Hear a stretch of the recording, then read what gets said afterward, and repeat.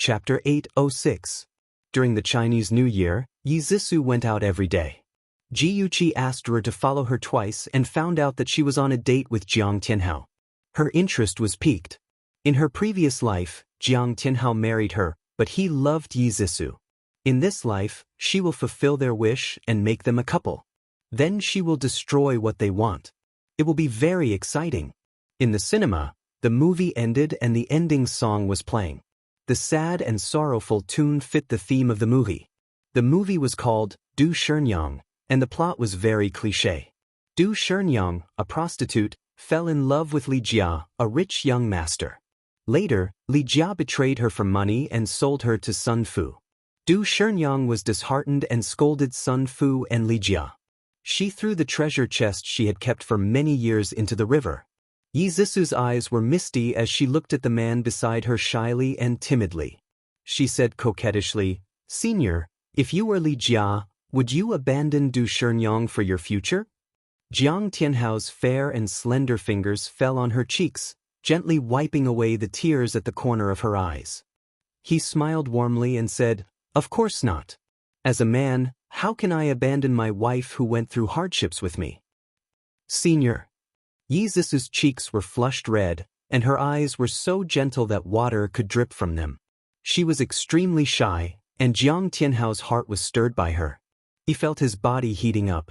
"Yushi, I think Du Shenyang is really stupid. If I were her, I would definitely not die.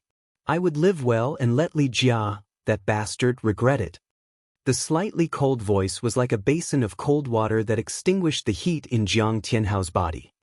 He quickly withdrew his fingers and looked at the beautiful figure in the front row. Ji Yuqi and Lin Yushi sat together and discussed the plot as if there was no one else around. Ji Yuqi had just finished speaking when Lin Yushi immediately replied, "Not only is she stupid, she is completely stupid. She threw away the treasure chest and died, but that scumbag called Li Jia is still alive and well. Du Shenyang is the biggest idiot in the world." Yi Zixu also heard their comments and couldn't help but refute, "You can't criticize Du Shenyang like that. Although she was betrayed by her lover, she is still a noble. In order to protect her love, she would rather sacrifice her life." Ji Yuqi and Lin Yushi turned their heads at the same time. Ji Yuqi stared at Yi Zixu with a smile and said slowly, "Love? Ridiculous love. The reason why Du Shenyang chose to die was only a small part of love. More importantly, it was the cruel reality of society. It wasn't easy for her to marry the man she loved as a brothel girl. In the end, that man betrayed her shamelessly for his future and sold her to someone else. If she had chosen to live, then she would have become Sun Fu's plaything. She would have faced the ridicule of the world, so she didn't have the courage to live." Ji Yuqi paused, satisfied to see Yi Zixu's astonished expression. Her lips curled up in a mocking smile, and she continued in a voice so cold it was frightening, "I feel sorry for Du Shenyang, because those who have never died will never know the horror of death. Compared to death, what is humiliation? What is ridicule? Nothing is more important than living." At this moment, Yi Zixu felt that Ji Yuqi was very unfamiliar. She was like a malicious spirit that walked out of hell. She had an innate coldness that made her uncontrollably fearful. On the other hand, Jiang Tianhao looked at Ji Yuqi and was impressed by her deep thinking. Compared to her, Yi Zixu was too superficial. However, the more superficial a girl was, the easier it was to control her. The current Yi Zixu was already obedient to him. Thinking of this, he secretly squeezed Yi Zixu's hand to comfort her. He smiled warmly and said, "Yuqi, what you said makes sense. Everyone only has one life, so we have to cherish it." Yi Zixu felt warm in her heart when he held her hand. She smiled generously and said, "Sister Qiqi Yushi, I didn't expect to meet you here. What a coincidence." Ji Yuqi's deep gaze lingered on them. "Yes, what a coincidence. I didn't expect Senior and Zixu to watch a movie together." Her tone sounded sour. Jiang Tianhao was delighted. Was she jealous? He secretly squeezed Yi Zixu's hand again, then let go. He smiled and explained, "Yuqi, don't misunderstand. My friend bought a movie ticket, but something came up at the last minute and he couldn't come. I didn't expect him to make an appointment with Zixu." Yi Zhisu received Jiang Tianhao's hint and quickly cooperated. Yes, Sister Chi-Chi, please don't misunderstand. I originally made an appointment with Xie Yaning to watch a movie together. I didn't expect him to stand me up. Xie Yaning was a famous trap in school. He claimed to be a good friend of women. No matter what difficulties his sisters faced, he was happy to help them solve. With such a responsible friend of women, even if Ji Yuqi asked him for confirmation, Yi Zhisu didn't have to worry about him exposing her. Ji Yuqi blushed and said reproachfully, "What's there to misunderstand? Anyway, it's none of my business who senior likes to watch a movie with." Under the light, her flushed cheeks were as smooth as jade. Her watery eyes seemed to want to say something, but they didn't. Her coquettish gaze was like a cat's paw, scratching Jiang Tianhao's heart a few times. It was very ticklish. He knew that she was interested in him, but because Yi Zhisu was present, he couldn't go too far. He said reservedly, "Yuqi, don't you understand my feelings? If you want to watch a movie, I can watch as many movies with you as you want." She really didn't know how he could say so many mushy lines. Ji Yuqi was so disgusted that she wanted to vomit. However, when she saw Yi Zhisu's pale face, she immediately felt better. Ji Yuqi thought with satisfaction that after her catalysis this time, the relationship between the two of them should have improved by leaps and bounds. The four of them had dinner at a Japanese restaurant. Ji Yuqi once again saw how smooth and slick Jiang Tianhao was. As a man, he socialized with 3 women. He was meticulous and considerate to all of them. If she didn't already know his true colors, she would have been deceived by his gentle face. After dinner, it was getting late. The Lin family's car hadn't arrived yet. Ji Yuqi looked at Jiang Tianhao reluctantly. "Senior, I'll take Yuqi home. You can take Zhisu home." Today, in order to create a coincidental encounter with Jiang Tianhao, she called Lin Yuqi out of the house. She was responsible for taking her home safely. Jiang Tianhao smiled and nodded gently. "Be careful on the road. I'll call you tonight." Ji Yuqi smiled shyly and pulled Lin Yuqi into her car. Yi Zhisu didn't drive out on the date with Jiang Tianhao to take care of his face. Jiang Tianhao stopped a taxi and said considerately, "Zhisu, I'll take you home." "Senior, where are we?" Jiang Tianhao didn't take Yi Zhisu home. Instead, he took her to a residential building. Standing downstairs, Yi Zhisu was a little expectant, but she couldn't believe it. Jiang Tianhao held her hand and smiled gently. "This is my house, is this? My house is very simple. Do you dislike it?" "Of course not. I'm very happy really." Yi Zhisu shyly leaned into his arms. If he was willing to take her home, it meant that he acknowledged her as his girlfriend. The house was simple and clean. It was obvious that it was a single man's house. Yi Zhisu believed that he had never brought another woman to his house. Jiang Tianhao poured her a glass of juice and sat beside her. He gazed into her eyes affectionately and said softly, "Zhisu, I brought you to my house to let you understand my feelings. I like you. Are you willing to be my girlfriend?" Yi Zhisu's cheeks blushed. She shyly avoided his burning gaze and said softly, "Of course I'm willing." Jiang Tianhao suddenly hugged her. "Thank you, Zhisu. Thank you for trusting me. Don't worry. I won't let you live a hard life. I'll make you the most beautiful and happiest bride in the world." Yi Zhisu's cheeks turned even redder. She hit his chest and said coquettishly, "What bride? I'm just your girlfriend." Jiang Tianhao held her face. His gaze was passionate and sincere. It was as if he was making an oath. "You're my only girlfriend, my only bride, and my only wife." Yi Zhisu was extremely touched. Her black crystal-like eyes became misty. She muttered, "Senior, I believe you." Jiang Tianhao lovingly pinched her perky nose. His deep voice was bewitching. "Zhisu, don't call me senior anymore. Call me by my name." Yi Zhisu's heart trembled. Her entire body was numb. She gazed lovingly into his eyes. Her red lips parted slightly. She softly murmured, "Tianhao." It was a young man and woman. After a while, both of them couldn't help but be aroused. The two of them hugged each other tightly and kissed. When Yi Zi regained her senses, the two of them were already in a mess. His thick chest was pressed against her soft pink body. His hot and hard body was rubbing against her abdomen. Her whole body was trembling, and a part of her heart was uncomfortably empty. She really wanted something to fill it up. She was a little expectant and a little afraid. She didn't know if she should reject him. Tianhao, she was on the verge of tears. Her helpless voice was seductive. It made his blood boil even more. He almost couldn't hold it in anymore. He suddenly hugged her tightly. Panting heavily, his voice was extremely hoarse. Don't be afraid. I won't hurt you. I'll wait until the day we get married. Yi Zisu's eyes were filled with tears. Her wet eyes were as bright as crystals. She was touched and kissed his lips. Her Tianhao must love her very much. Otherwise, he wouldn't respect her so much. After his breathing calmed down and his lust receded, Jiang Tianhao hugged Yi Zisu. Stroking her soft, silky hair, he said in a low voice, "My family isn't rich. You're the daughter of a rich family.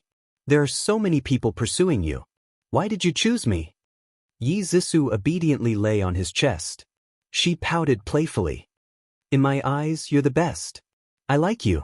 If you regret it now, it's not too late. Don't say such things. I'll be sad. I won't regret it for the rest of my life." Jiang Tianhao kissed her forehead. The two of them talked for a while. Jiang Tianhao hesitated for a moment. It seemed like he wanted to say something but didn't know how to open his mouth. Yi Zisu said coquettishly, "Tianhao, we're a couple now. We should be honest with each other. If there's anything you want to say, just say it." Jiang Tianhao was almost unable to hold on. He said worriedly, "You promise you won't be angry? You won't look down on me?" "Of course not. No matter what you do, I'll support you. You're the best." Jiang Tianhao kissed her cheek. After thinking for a while, he said slowly, "Let me tell you a story." Attention, Song Shu 566. Chapter 807. 20 years ago, there was a pair of good brothers. They discussed starting a business together and started a company. Their business was thriving and their business was getting better and better. The relationship between the two brothers changed. One of them had evil thoughts. He wanted to drive the other person away and take over the whole company. This person schemed to frame his brother. He gave his brother $1 million to drive him out of the company and took over the company for himself. Later, the person who was driven away tried to start a new business, but he was deceived and all his assets were cheated. He was forced to make a living and asked his good brother for help. In the end, the ambitious man agreed on the surface, but arranged a car accident that killed his old friend. The company's business was getting better and bigger. It's now called G Group. The man who killed his friend was called Ji Bowen. The man who was driven out of the company and killed was my father, Jiang Zhenyao. Yi Zisu was shocked. She couldn't believe it. In her eyes, although Ji Bowen was serious and didn't have much feelings for her, he wasn't an evil person. Would he really do something like murder for money? Jiang Tianhao looked at her wandering eyes and sighed. You think I'm lying to you, right? No, it's not like that. I'm just too shocked. I didn't expect Uncle Ji to be that kind of person. Yi Zisu hesitated for a moment between her stepfather and her lover. In the end, she chose to believe her lover. If I hadn't experienced it myself, I wouldn't have believed it either. I can only say that you can't judge a book by its cover. He hugged her tightly and said in a low voice, "Now you understand why I got close to Jiyuchi." Yi Zisu's eyes lit up. She widened her eyes in disbelief. You want to take revenge on Ji Bowen through her?" Jiang Tianhao opened his hand and covered her eyes. He said helplessly, Don't look at me like that. You make me feel dirty and scary. I approached Jiyuchi for revenge. Most importantly, I wanted to take back the assets that belonged to the Jiang family. My father sacrificed a lot for the Ji Group. His last wish was for me to take back what belonged to him." At this moment, the shock in Yi Zisu's heart was indescribable. She could hear resentment, unwillingness, and a deep sense of helplessness in his deep voice. He was a proud man. He must feel terrible for exposing the darkness in his heart in front of her. Yi Zisu's heart ached. She hugged his waist tightly and said gently, "Tianhao, you're very good. In my heart, no one can compare to you. If you want to seize the Ji family's wealth, I will help you. If you want revenge, I will also help you. No, you're too beautiful. I don't want to drag you into this. As long as you understand that no matter what I do, it's for our future, I'm satisfied. He was considerate of her in every way, which made her feel even more touched. She pulled down his hand and looked at his handsome face seriously. She said slowly, Tianhao, I'm not afraid. For our future, I can do anything. His eyes reddened and sparkled. He was ashamed and touched. He murmured, I love you. I will never let you down in this life. Yi Zhisu smiled sweetly. I believe you. The two of them hugged tightly and kissed passionately. On the surface, they looked like a pair of infatuated lovers, but in their hearts, they each had their own plans. Yi Zhisu was indeed deeply in love with Jiang Tianhao, but she was unwilling to live a poor life with him. She originally wanted to persuade him to seize the Ji family's assets with her, but she didn't expect him to take the initiative to ask her. How could she not be happy? As for Jiang Tianhao, he thought that he had won over Yi Zhisu and was also overjoyed. However, he was a cautious person and wouldn't completely trust someone. After several probing, he found that Yi Zhisu was sincerely on his side, so he let down his guard.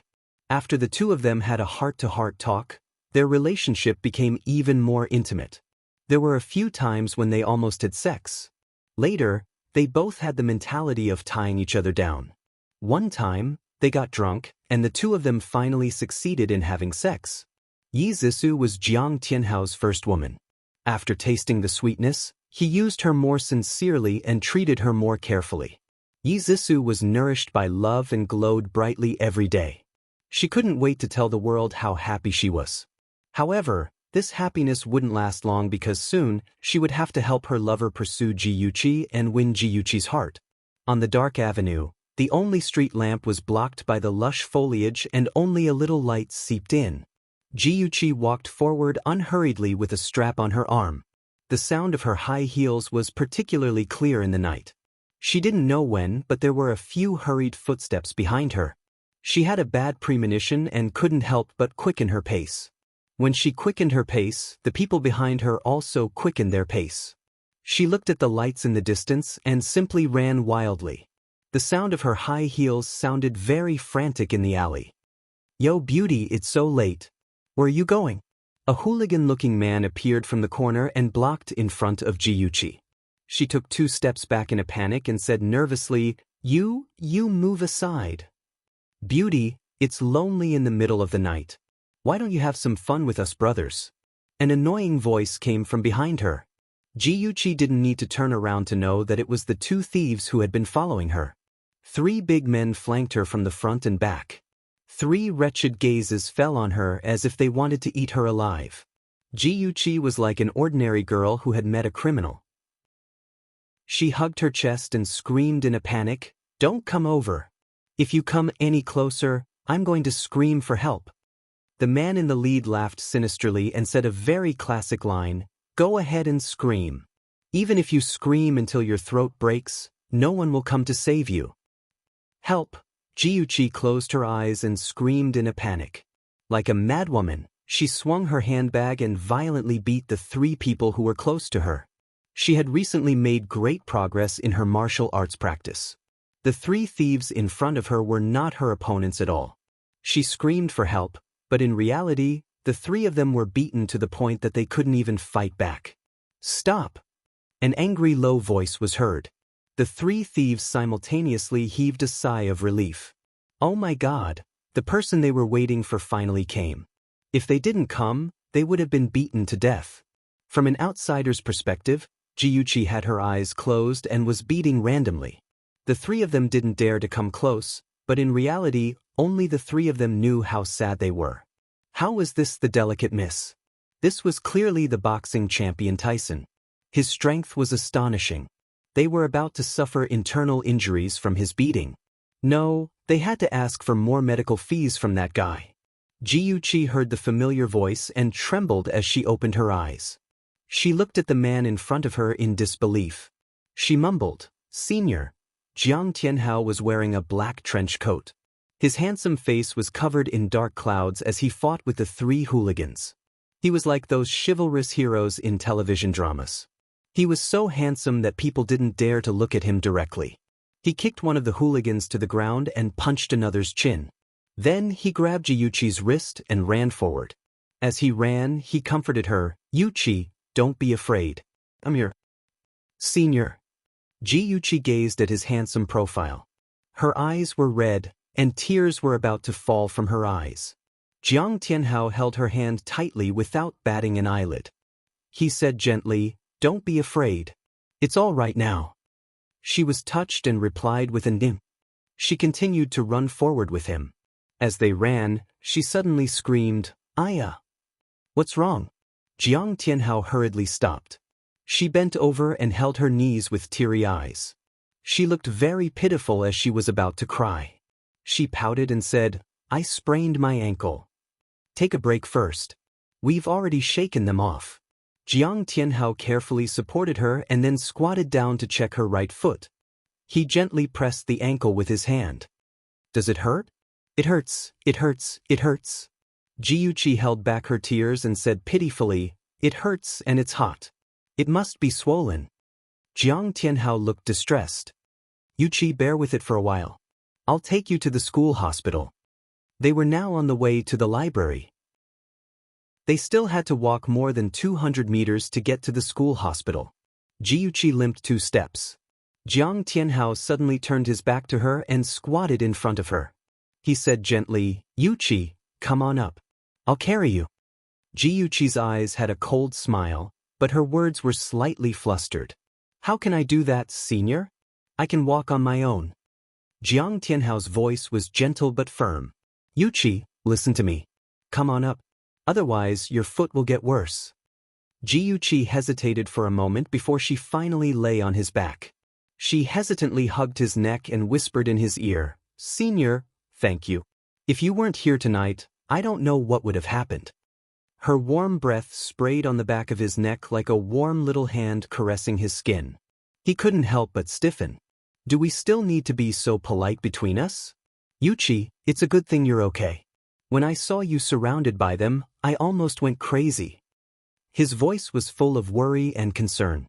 His disguise was flawless, as if he wasn't the one who hired those hooligans.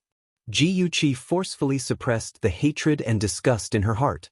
She placed her fingers on the important acupuncture points on the back of his neck several times before slowly withdrawing them. She wouldn't let him die so easily. She wanted him to suffer all kinds of torment and get revenge for all the humiliation she had suffered in her previous life. There was only one doctor on duty at the school hospital. Ji-Yuqi used the excuse that she was embarrassed to take off her shoes in front of Jiang Tianhao and drove Jiang Tianhao out of the office. After she took off her shoes, the female doctor pressed on her ankle and muttered suspiciously, "It's not red or swollen. It shouldn't be that serious. Does it hurt a lot?" Ji-Yuqi smiled fawningly. "Doctor, I'm fine. I just want my boyfriend to take care of me for 2 days. Can you help me bandage my ankle and pretend?" The female doctor shook her head helplessly as she took the gauze. "You young people are just messing around," Ji-Yuqi smiled. "Thank you, doctor." After leaving the school hospital, Jiang Tianhao wanted to carry Ji-Yuqi on his back again. Ji-Yuqi pulled him up from the ground and said coquettishly, "The doctor just applied medicine for me. I'm fine now. I can walk on my own." "Then I'll help you." Jiang Tianhao held her arm with one hand and her waist with the other. Their shadows intertwined under the light like a loving couple. Welfare Hongcha 866. Chapter 808. Ji-Yuqi lowered her head slightly, her long eyelashes casting a faint shadow under her eyelids. The corners of her lips curled up slightly, like a shy rose waiting to bloom. Jiang Tianhao thought she was shy, so he tightened his grip around her waist. The heat from his palm was transmitted to her body, and she trembled slightly under his palm. He curled his lips in satisfaction, but he didn't know that she was trembling from disgust. Ji-Yuqi rarely stayed in the dormitory, but she had sprained her ankle today, so it was inconvenient for her to go home, so Jiang Tianhao sent her to the female dormitory. Imperial University's dormitory management was very strict. After 8 o'clock in the evening, boys were not allowed to enter the female dormitory, so even if Jiang Tianhao was worried, he couldn't send Ji upstairs personally. He expressed his reluctance and worry perfectly, not appearing frivolous, but also warm. He pursed his lips and said gently, "Yuqi, be careful upstairs. Don't get your feet wet. If you need anything, call me at any time." Senior. Thank you for today. Good night. Ji smiled faintly and waved. Good night. Jiang Tianhao watched Ji limp into the dormitory building. He estimated that he would call her after she returned to the dormitory. Yuqi, have you arrived? I'm back in the dormitory. Senior, it's getting late. You should go back. Jiang Tianhao looked up. A window on the 5th floor was open, and a familiar figure was standing in front of the window. Seeing him look up, the figure immediately waved. Jiang Tianhao raised his eyebrows and smiled, waving back. Ji watched him leave, and his back was pulled very long by the light. She suddenly smiled, and under the light, her smile looked a little strange. Her phone suddenly rang. She thought it was Jiang Tianhao calling, but when she picked it up, she saw that it was the person she hadn't contacted for a long time. She was a little flustered and confused. When the phone rang again and again, she made up her mind and answered it. Come down. It was a short and powerful word. She didn't react. I'm downstairs. The low voice suppressed a touch of haze. Oh, I'll be right down. Ji could tell that someone was in a bad mood, so she responded sensibly. Fortunately, Ji roommates hadn't returned yet, and there was no one in the corridor, so she could rush downstairs as fast as she could. A black Maybach was parked on the side of the road. It wasn't very conspicuous under the shade of the trees. Ji subconsciously stopped running and limped to the side of the car pitifully. Aze, who was wearing a black trench coat, stood beside the car and opened the door for her. She pretended to sit in the back seat with much effort. Shen's thin lips were pursed tightly, and his dark eyes were like dark clouds. He stared at Ji silently, making her feel extremely oppressed. She coughed and tried to break the awkward silence. Why are you here? He didn't answer her question, but glanced at her perfectly bandaged ankle. What's wrong with your ankle? His voice was very calm, but Ji felt a chill run down her spine when she heard it. She carefully moved her right foot forward and laughed dryly. It's nothing. I accidentally twisted it. How did you twist it? He stared at her deeply, his eyes as cold as ice, and wanted to get to the bottom of it. Ji felt guilty for no reason. She felt that he seemed to know something. After hesitating for a while, she finally chose to tell the truth. Actually, my ankle is fine. I'm just pretending. She didn't know how her words had offended him, but his perfect, handsome face suddenly darkened. He exuded a cold aura, and his eyes were fierce and malicious. He gritted his teeth and said, "You're trying to trick me by injuring yourself to gain my sympathy. You're so scheming just to get close to Jiang Tianhao?" Ji was stunned. How did he know that it was because of Jiang Tianhao? Shen took her stunned expression as a silent admission. His anger swelled, and his expression became uglier. He said darkly, "Don't tell me you were also the one who hired the 3 people who attacked you?" Ji was stunned again. She quickly became angry and said anxiously, "What nonsense are you talking about?" It was obvious that Jiang Tianhao was the one who had hired those 3 people. The campus is so big. Why did he suddenly appear and save my life? Do you think that I'll believe him again after falling for his trick once? The more she spoke, the more aggrieved she felt. Her eyes turned red. In her previous life, she was foolish and stupid. She thought that Jiang Tianhao had descended from the sky to save the damsel in distress and that he was her destined Prince Charming. In this life, how could she believe him again? She was just going with the flow and allowing Jiang Tianhao to get close to her. Looking at her misty eyes and hateful expression, he suddenly chuckled and felt an indescribable relief in his heart. He thought that she liked Jiang Tianhao. When he saw Jiang Tianhao carrying her all the way to the school hospital, his heart felt like it was being bitten by thousands of ants. As long as she didn't like Jiang Tianhao, it was fine. He didn't care how she played with him. Ji was still feeling sad. Unexpectedly, when she heard Shinja's laughter, she flew into a rage out of humiliation.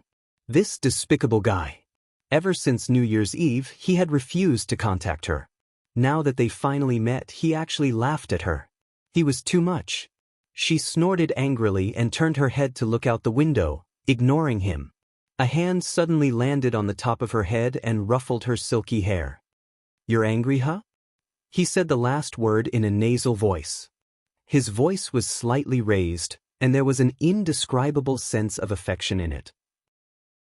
She snorted and continued to ignore him. Shinja's lips curled up. He ruffled her hair again and said in a low voice, "No matter what you want to do, I can help you. Don't put yourself in danger again." When he saw the 3 hooligans surrounding her, he almost rushed forward. Fortunately, he was rational and realized that she actually knew martial arts. The hooligans were the ones who were injured. Then he waited for Jiang Tianhao to arrive.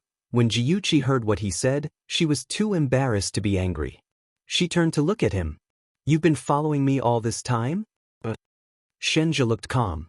"I haven't seen you in a long time, so I came to take a look." When he found her, she was surrounded by 3 men. After Jiang Tianhao helped her out, he followed them all the way to the dormitory. If it wasn't for his rationality telling him to hold it in, he would definitely have rushed out and snatched her from Jiang Tianhao's back. Then he would have thrown that rascal into the lake to feed the fish. Jiyuchi lowered her eyes slightly. "I thought you wouldn't want to see me." On New Year's Eve, the 2 of them had quarreled very fiercely. Shinja explained seriously, "I'm very busy. There are some problems at the Shin Corporation." Before he returned to the country, the entire Shin Corporation was controlled by Shin Jianhao and Shin Yu. 99% of the company's middle and senior management were their people. Although he was the vice president, he had no real power and couldn't do anything. He spent a month and a half to change the Shin Corporation. Half of the middle management was replaced. Shin Jianhao was furious and held a board meeting to condemn his actions. He threw out a document on the spot. The document contained all kinds of unbearable records of the middle management. Some of them used their power for personal gain, some accepted bribes, and some colluded with rival companies. Every record had real evidence, which made the shareholders speechless on the spot. Those shareholders, including Shin Jianhao and Shin Yu, only then did they know that Shinja, who had been ignored by them, was not to be underestimated. Before he returned to the country, he had already premeditated. In the future, the Shin Corporation would be stirred up a bloody storm. Shin Jianhao regretted calling Shinja back, but it was already too late. Jiyuchi didn't know that he had already turned the Shin Corporation upside down. She thought that he was being suppressed by Shin Yu and had a hard time. She wanted to comfort him, but didn't know how to say it, so she simply changed the topic. "Before you came, why didn't you tell me in advance? It's quite far from the company to the school. You came here so hastily. If you didn't meet me, wouldn't it be a wasted trip?" Shinja raised his eyebrows, a faint smile appearing in his charming phoenix eyes. "I saw your timetable. You have a class tonight. I remember it very clearly." Jiyuchi opened her mouth slowly. "I admire you." A smart person's brain was indeed different. The smile in Shinja's eyes deepened. He liked to see this woman's deflated look. It was much cuter than her fake perfect smile. The 2 of them were silent for a while. He suddenly said, "What did you think of what I said that night?" Jiyuchi didn't react for a moment. "What did you say?" He looked at her steadily. "Be my personal chef and I'll avenge you." At the mention of this, Jiyuchi's face immediately turned ugly. Her voice was a little sharp and impatient. "No need. I'll take care of my own matters. You don't have to worry about it." But why did he have to tear apart her disguise and see her ugly side? She couldn't calm down. She turned around and grabbed the door handle, wanting to escape again. However, he grabbed her arm tightly. His low but gentle voice reached her ear. "You're angry because I investigated you? It's not that I don't trust you. It's just that..." He paused. In the end, he said the words hidden in his heart. "I just want to understand you." Jiyuchi's body stiffened. She didn't dare to look back at him. Her voice was dry as she said, "Your intentions are good. I'm very grateful to you. However, Those things are my private matters. I hope you won't touch them again. The more you get to know me, the more you'll realize that I'm not the kind of girl you think I am. You'll be disappointed. She felt that her tone was a little harsh. She added, if you want to eat the food I make, you can look for me anytime. In this life, the person she wanted to make up to the most was him. She would do her best to treat him well. Shinja frowned. He didn't understand. He just wanted to treat her well. Was that not allowed? After a moment of silence, he let go of her arm. She quickly opened the door and jumped out. Drive carefully. She stood by the roadside with a sweet smile on her face. It was as though nothing had happened between them. The black Maybach sped on the road. Shinja leaned against the back seat. His eyes were slightly closed and his thin lips were pursed. The atmosphere in the car was stifling. Zay glanced at Shinja through the rearview mirror and said lightly, "Young master, you don't understand women at all." Awesome Novel Hongcha 866. Chapter 809. Shinja slowly opened his eyes and glanced at him sharply. His voice was cold. Do you know her better than I do? Zay's face was expressionless. At least I have two sisters. Shinja was very familiar with Zay's two weird sisters. He silently lit 2 candles for Zay in his heart and then signaled him to continue speaking with his eyes. Women are animals who say one thing and mean another. They say they don't want you, but they really want you. They say they don't want you to care, but in fact, they want you to silently help them settle everything. They act like they don't care, but in fact, they want you to chase after them and value them. Zay's taciturn image was completely different. He endlessly imparted his experience to Shinja. When he said, "Of course, this only represents a portion of women." Shinja's brows were so tightly furrowed that they could almost squeeze a mosquito to death. Obviously, with his single-celled emotional intelligence, those women who say one thing and mean another must have nothing better to do. Couldn't he just say it clearly?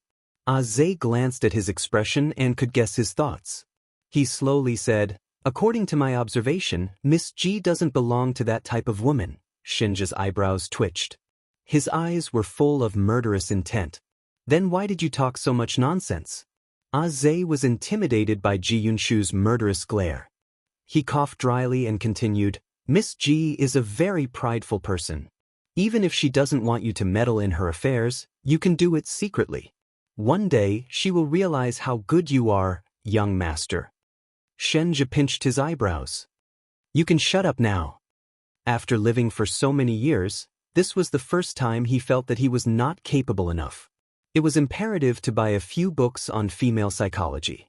Early the next morning, Jiuqi leisurely dressed up and went downstairs with Lin Yushi's help. Jiang Tianhao stood by the roadside. He was wearing a beige coat and holding a breakfast in his hand. His handsome figure attracted the attention of many girls. The girls who knew him greeted him warmly. He smiled gently and distantly until Ji Yuqi's figure appeared. The smile on his face was like a blooming spring flower, almost blinding his admirers. "Yuqi, is your leg better?" His moist eyes were filled with concern. Ji Yuqi stroked her hair and smiled. "I'm much better now. Senior, why are you here?" "It's not convenient for you to walk, so I bought breakfast for you." As he spoke, Jiang Tianhao's gaze fell on Lin Yushi. He smiled apologetically. "If I had known that classmate Lin would be here, I would have bought an extra set." Lin Yushi's expression was indifferent. "It's okay." Ever since Yuchi asked her to help take photos and post posts to slander Jiang Tianhao, she knew that Yuchi did not like Jiang Tianhao. Of course, she did not like him either. She always felt that this man was too greedy and did not have good intentions. Otherwise, she would not have helped Yuchi. Sensing the other party's coldness, Jiang Tianhao felt a little uncomfortable. Ji Yuchi smiled and helped him out. "Yushi, go and have breakfast first. I'll see you in the classroom." Lin Yushi nodded. Jiang Tianhao naturally took over Lin Yushi's position and held Ji Yuchi's arm. She felt embarrassed and struggled. "It's okay. I can walk on my own." She pretended to be shy and glanced at the people staring at them. "It's better to be careful. A sprain can be serious. Don't aggravate your condition." Jiang Tianhao insisted on supporting her and whispered gently, He did not care about the people around them. Ji Yuqi was helpless and shy. The atmosphere was a little awkward for a moment. At this moment, a white BMW stopped in front of them. Ji Bowen pushed the door open and greeted her with a concerned expression. "Yuqi, how's your ankle?" "Sister, are you okay? You didn't come home last night. I was worried to death." Ji Yunhan also jumped out of the car. "Dad, I'm fine. I just accidentally sprained my ankle. Why are you all here?" Ji Yuqi looked at her concerned relatives and felt warm in her heart. Last night, she pretended to sprain her ankle because it was inconvenient for her to go home, so she casually made up an excuse. She did not expect that her father and brother would still be worried. "Sister Chichi, why didn't you tell us that you sprained your ankle? If my friend didn't tell me, we would still be hiding it in the valley." Yi Zisu's delicate figure also got out of the car. Ji Yuqi immediately understood. So this was what had happened. Jiang Tianhao had been showing off his love for Yi Zisu in front of the dormitory early in the morning, and Yi Zisu had immediately led her father and the others here. She must have wanted her father to see this sweet love between Jiang Tianhao and herself. Sure enough, Ji Bowen had already noticed Jiang Tianhao, who was holding Ji Yuqi's arm. His face immediately darkened and he said in a deep voice, "This student, you are?" Ji Yunhan also noticed Jiang Tianhao. He snorted and pushed Jiang Tianhao to the side. He quickly supported Ji Yuqi and then supported his sister as if they were facing a great enemy. He took a few steps away from Jiang Tianhao. "An, what are you doing?" Ji Yuqi pretended to be dissatisfied and muttered a few words in a low voice. She then looked at Jiang Tianhao worriedly. An unnatural expression flashed across Jiang Tianhao's handsome face, but he quickly calmed down and smiled politely. "Hello, Mr. Ji. My name is Jiang Tianhao. I'm Yuqi's senior." "Jiang Tianhao?" Ji Bowen frowned and thought for a moment. This name sounded a little familiar. "Uncle Ji." Yi Zisu walked to Ji Bowen and reminded him considerately. It was Senior Ji Bowen who saved Sister Chichi from the lake. Ji Yuqi pouted. "Dad, I ran into a criminal last night. Fortunately, Senior Jiang came in time. We have to thank him properly." Ji Bowen felt a lingering fear when he heard that his daughter had run into a criminal. He also had a good impression of Jiang Tianhao's courageous actions. His expression softened a lot. "Student Jiang, I'm very grateful that you've saved Chichi twice. It's Chichi's birthday in a few days. I'd like to invite you to the Ji family as a guest. You have to do me the honor." Jiang Tianhao smiled. His attitude was neither servile nor overbearing. "You're too serious, Mr. Ji. I only did what I could. It's my honor to be able to attend Yuqi's birthday party." Ji Bowen looked at him deeply and didn't say anything else. He reminded Ji Yuqi a few more times, then asked Ji Yunhan to leave. One of them had to attend a meeting at the company, while the other had to go to school. Neither of them could be delayed. Before Ji Yunhan got into the car, he glared at Jiang Tianhao warningly. He didn't like that man. He hated that man very much. Anyone who tried to steal his sister was a jerk. In less than a day, the news that Jiang Tianhao and Ji Yuqi were dating spread throughout the school.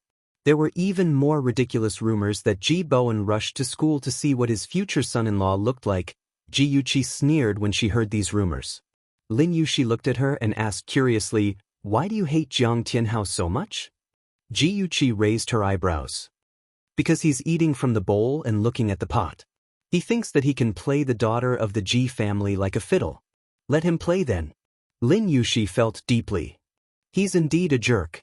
Jiang Tianhao, whom they called a bad guy, was still taking good care of Ji Yuqi as usual. When he accidentally mentioned the rumors on campus, he guiltily expressed that he wanted to clarify it with everyone. Ji Yuqi smiled gently. "Senior, rumors stop with the wise. We don't have to take them seriously." Jiang Tianhao immediately looked hurt and affectionate. "Yuqi, I actually hope that those rumors are true." Ji Yuqi replied to him with a shy smile. Jiang Tianhao was slightly startled. Then, his eyebrows curved as he quietly held her hand. Her fingers moved slightly, but she did not pull them back. In less than an hour, photos of the two of them holding hands and looking at each other sweetly were exposed on the school forum. It confirmed the rumors that they were dating. After this matter was made public, Tang Feng and Gu Fifan went to talk to Ji Yuqi at the same time. Ji Yuqi played Tai Chi and neither admitted nor denied it. However, her serene smile still triggered the two of them. Tang Feng returned depressed. He clearly did not like Yuqi, but when he heard that she had a boyfriend, he felt as if someone had snatched away his treasure. Yes, he felt humiliated and indignant. Ji Yuqi was his fiancée. Which fiancé would feel good after being cuckolded? Gu Fifan's eyes were malicious. He believed that Ji Yuqi did not like Jiang Tianhao. It must be Jiang Tianhao, that despicable person, who caused this matter to spread. Damn it, he would not let that bastard off. Thanks to Yi Zisu's secret activities, the Ji family also found out about this matter. Ji Bowen immediately flew into a rage. He had never been so angry at his daughter before. Chen Tingfang pretended to hold his arm and tried to calm him down. Ji Yunhan wanted to put in a good word for his sister, but was secretly tugged by his sister. He cleverly kept his mouth shut. Ji Bowen glared at the pale Yuqi and said sternly, "Follow me to the study." Ji Yuqi followed him into the study. As soon as the door was closed, tears rolled down her face. She pitifully called out, "Dad." No matter how angry Ji Bowen was, he could not help but soften when he saw his daughter's pitiful appearance. He sighed and said, "Chi-Chi, break up with Jiang Tianhao immediately. You can't have any contact with him." Seeing the blue veins on her father's neck throbbing with anger, Ji Yuqi didn't feel good either. However, for the sake of her plan, she had to follow the script. With tears in her eyes, she asked, "Dad, why? Why can't I like Jiang Tianhao?" Ji Bowen pressed the space between his eyebrows. Last time at school, he could see that Jiang Tianhao and Yuqi's relationship was not ordinary. However, he did not adopt a high-pressure policy. Instead, he planned to observe slowly to see if the young man was reliable. At the same time, he also sent people to investigate Jiang Tianhao's background. After many twists and turns, the result was that Jiang Tianhao was actually Jiang Tianhao's son. If Jiang Tianhao knew what happened that year, then it was impossible for him not to know who Yuqi's father was. However, he actually had no grudges with Yuqi. This made Ji Bowen suspect that he had other motives. If Jiang Tianhao did not know what happened that year and only found out the truth after he married Yuqi, then how would he treat Yuqi? Ji Bowen did not dare to imagine. Ad, Shinwu 799. Chapter 8:10. No matter what the situation was, Ji Bowen would not allow his daughter to have any contact with Jiang Tianhao. However, Ji Bowen did not intend to tell Yuqi about the grudges of the previous generation. He thought for a long time and said in a low voice, "Chi-Chi, the gap between you and Jiang Tianhao is too big. You won't be happy together. Listen to me and break up with him. You and Tang Feng are a match made in heaven." Ji Yuqi was no longer the naive little girl in her previous life. She could tell that her father was lying. He must have something that he could not say. Now, she could not ask him directly. She could only pretend to be wronged and cry. "Dad, how can you despise the poor and love the rich? You were a poor boy who had nothing, but later, you built a career with your own efforts. I believe that Tianhao can do the same." Ji Bowen could not help but think of the situation when he started his business. He also thought of the things that Jiang Tianhao had done. His face darkened again and he said firmly, "Chi-Chi, I'm doing this for your own good. Although Jiang Tianhao looks very good on the surface, he is actually very shrewd. I'm afraid that you will be deceived by him." Ji Yuqi bit her lip. There was some hesitation on her beautiful face. Ji Bowen knew that his daughter was struggling in her heart. He put his arm around her shoulder and said gently, "Chi-Chi, I'm more experienced than you, and I can see people more accurately. Jiang Tianhao is not someone you can control. Listen to me and don't contact him anymore. You grew up with Tang Feng and have a good relationship with him. I've discussed with your grandpa Tang. We'll take advantage of the birthday party to settle your relationship. What do you think?" "No," Ji Yuqi said in a panic. "Dad, I'm not suitable for brother Tang Feng. He doesn't like me, and I don't like him. Dad, give me some time. I'll deal with my relationship with Jiang Tianhao. Don't force me to get engaged to brother Tang Feng, okay?" Although the engagement between the Tang and Ji families had been set long ago, it was only a verbal agreement and had never been announced to the public. Ji Bowen originally planned to announce the engagement and cut off the relationship between Yuqi and Jiang Tianhao. However, Yuqi said that there was no romantic relationship between her and Tang Feng, so he had to change his mind. After all, he did not want his daughter to be unhappy. Ji Bowen thought for a long time. He looked into Yuqi's eyes and said slowly, "Chi-Chi, I won't force you. I hope you don't let me down." Ji Yuqi nodded heavily and apologized in her heart. "Dad, I'm sorry. I've made you sad again. But please believe me. I'll handle it well." Ji Yuqi's 21st birthday party would be held in the Ji family's villa. Many celebrities were invited. Chen Tingfang was very busy. In order to show her benevolence as a stepmother, she had personally written all the invitations. In addition, she had also meticulously prepared a gift for Ji Yuqi that she would never forget for the rest of her life. Yi Zisu, on the other hand, was busy scheming with Jiang Tianhao. They were trying to figure out a way to seal the relationship between Jiang Tianhao and Ji Yuqi so that Ji Bowen would have no choice but to admit it. Ji Yuqi stayed in Ji Yunhan's room. Although her brother was only in his teens, he was a computer genius. She asked him to create a mobile phone virus. As long as he hacked into someone's phone, he could listen in on other people's calls. In less than 2 days, the kid created the virus and sent it to Yi Zisu and Jiang Tianhao's phones in the form of pictures. All their phone conversations fell into Ji Yuqi's ears. As night fell, the Ji family's garden was brightly lit. People dressed up walked through the luxurious hall. From time to time, the sound of wine glasses clinking could be heard. The older generation gathered together to talk about their careers or family, while the younger generation gathered in 2s and 3s to play. The music in the hall suddenly stopped, and a beam of light shone on the spiral staircase. Everyone's eyes were attracted by the woman who slowly walked down the stairs. She walked leisurely, wearing a red strapless evening dress that was perfectly tailored and ironed to accentuate her graceful curves. Her face was bright and beautiful, and her phoenix eyes held a trace of a smile. Under the luxurious crystal lights, she was like a red peony in full bloom. She was so beautiful that it could cause the downfall of a country, but she did not feel vulgar. She was born with a noble aura. She was like an ancient empress who was the mother of the world. That honor and bearing made all the women present feel timid. Yi Zisu stood beside her.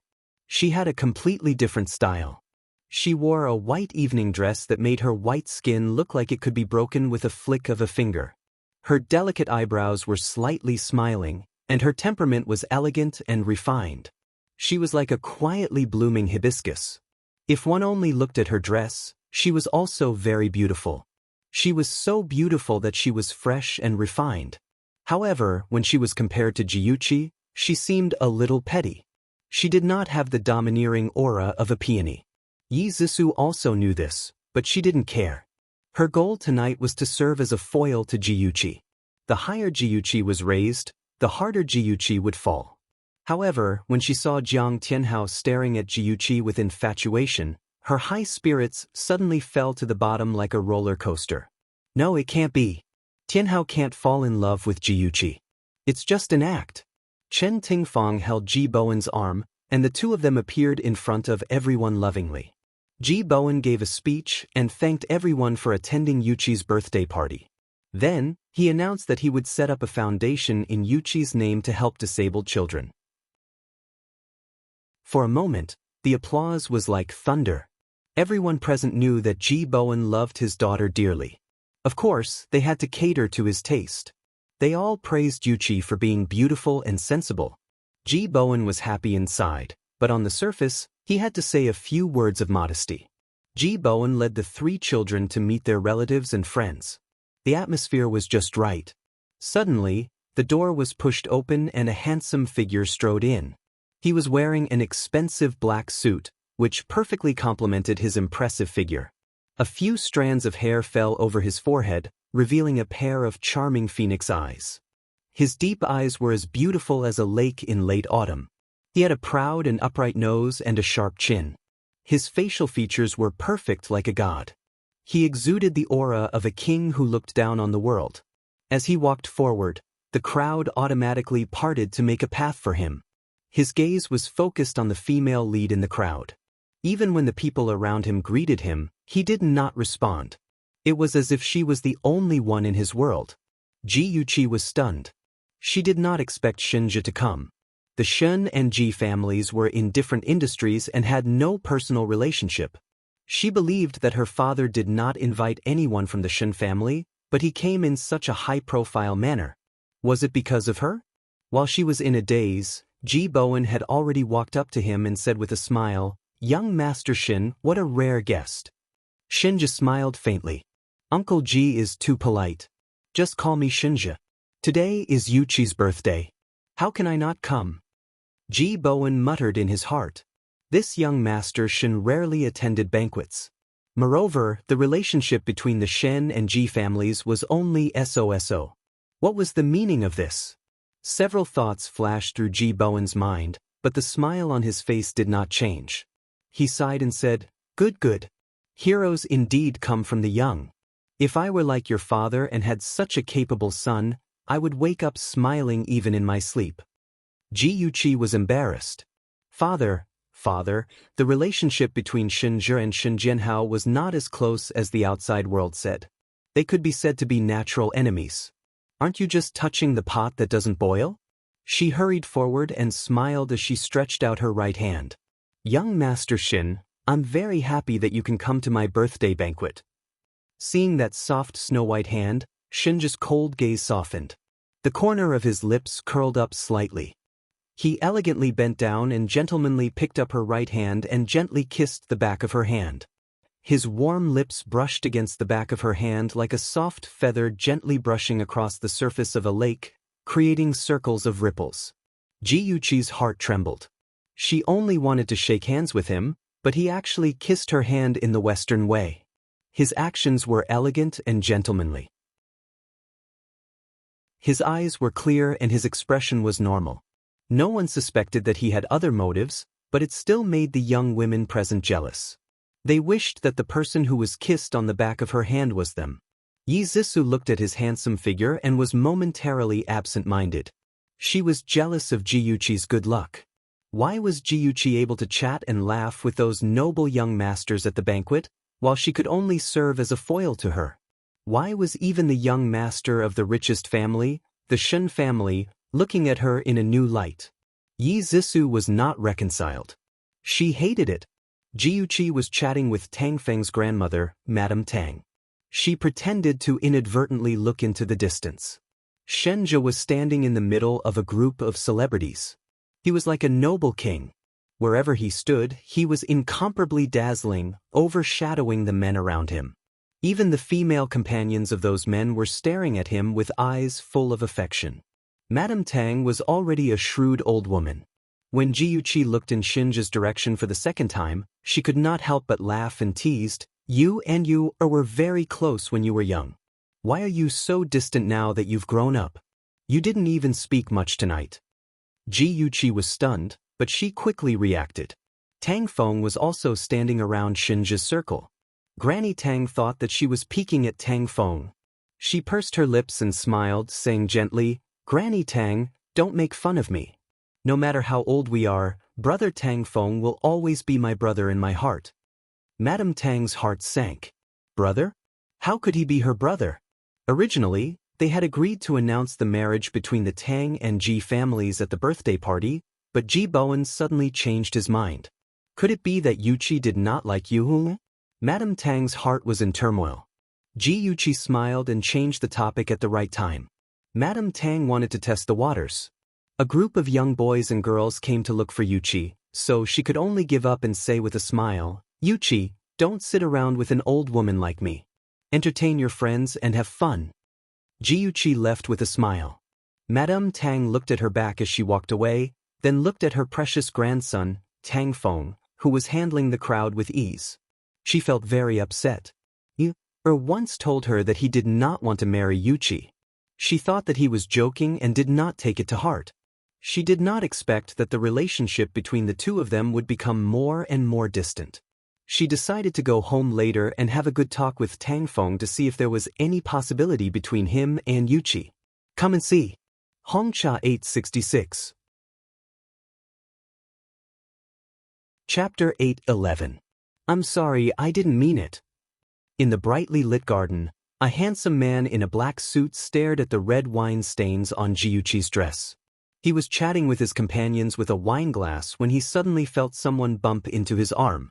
The red wine in the glass spilled all over Miss Ji's dress. Jiyuchi glanced at the stains on her chest and abdomen and smiled. It's okay. She put the wine glass in her hand aside and glanced at her friends around her. She politely said goodbye. I'll go upstairs to change my clothes first. Enjoy yourselves. Jiang Tianhao was the first to come out and said warmly, Yuqi, do you need me to accompany you? Jiyuchi smiled. No need, senior. I'll be back soon. In the hall, Shenja was holding a glass of red wine and standing in the middle of a group of businessmen with a cold expression. He seemed to be listening carefully to their conversation, but in fact, his attention had been following Jiyuchi. Seeing her walk upstairs, he quietly glanced at a corner. Aze, who was dressed in black and had no sense of presence, immediately followed her upstairs quietly. Jiyuchi came out after changing her clothes. She had just taken 2 steps when a tall figure blocked her way. She secretly looked at the man. He was handsome and had a sincere smile on his face. Unfortunately, his eyes betrayed him.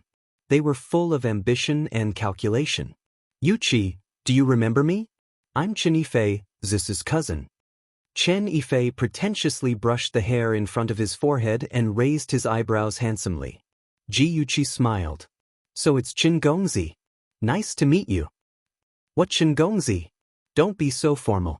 You're Zisu's sister. You can call me cousin too. Chen Yifei stared at Jiyuchi with infatuation. She had changed into a black pearl tube dress and looked like a mermaid princess from the deep sea. She was dazzlingly beautiful. He couldn't help but reach out to touch her beautiful face. Jiyuchi's eyes flashed with disgust. She turned her face to avoid his fingers and smiled faintly. Cousin, what's the matter?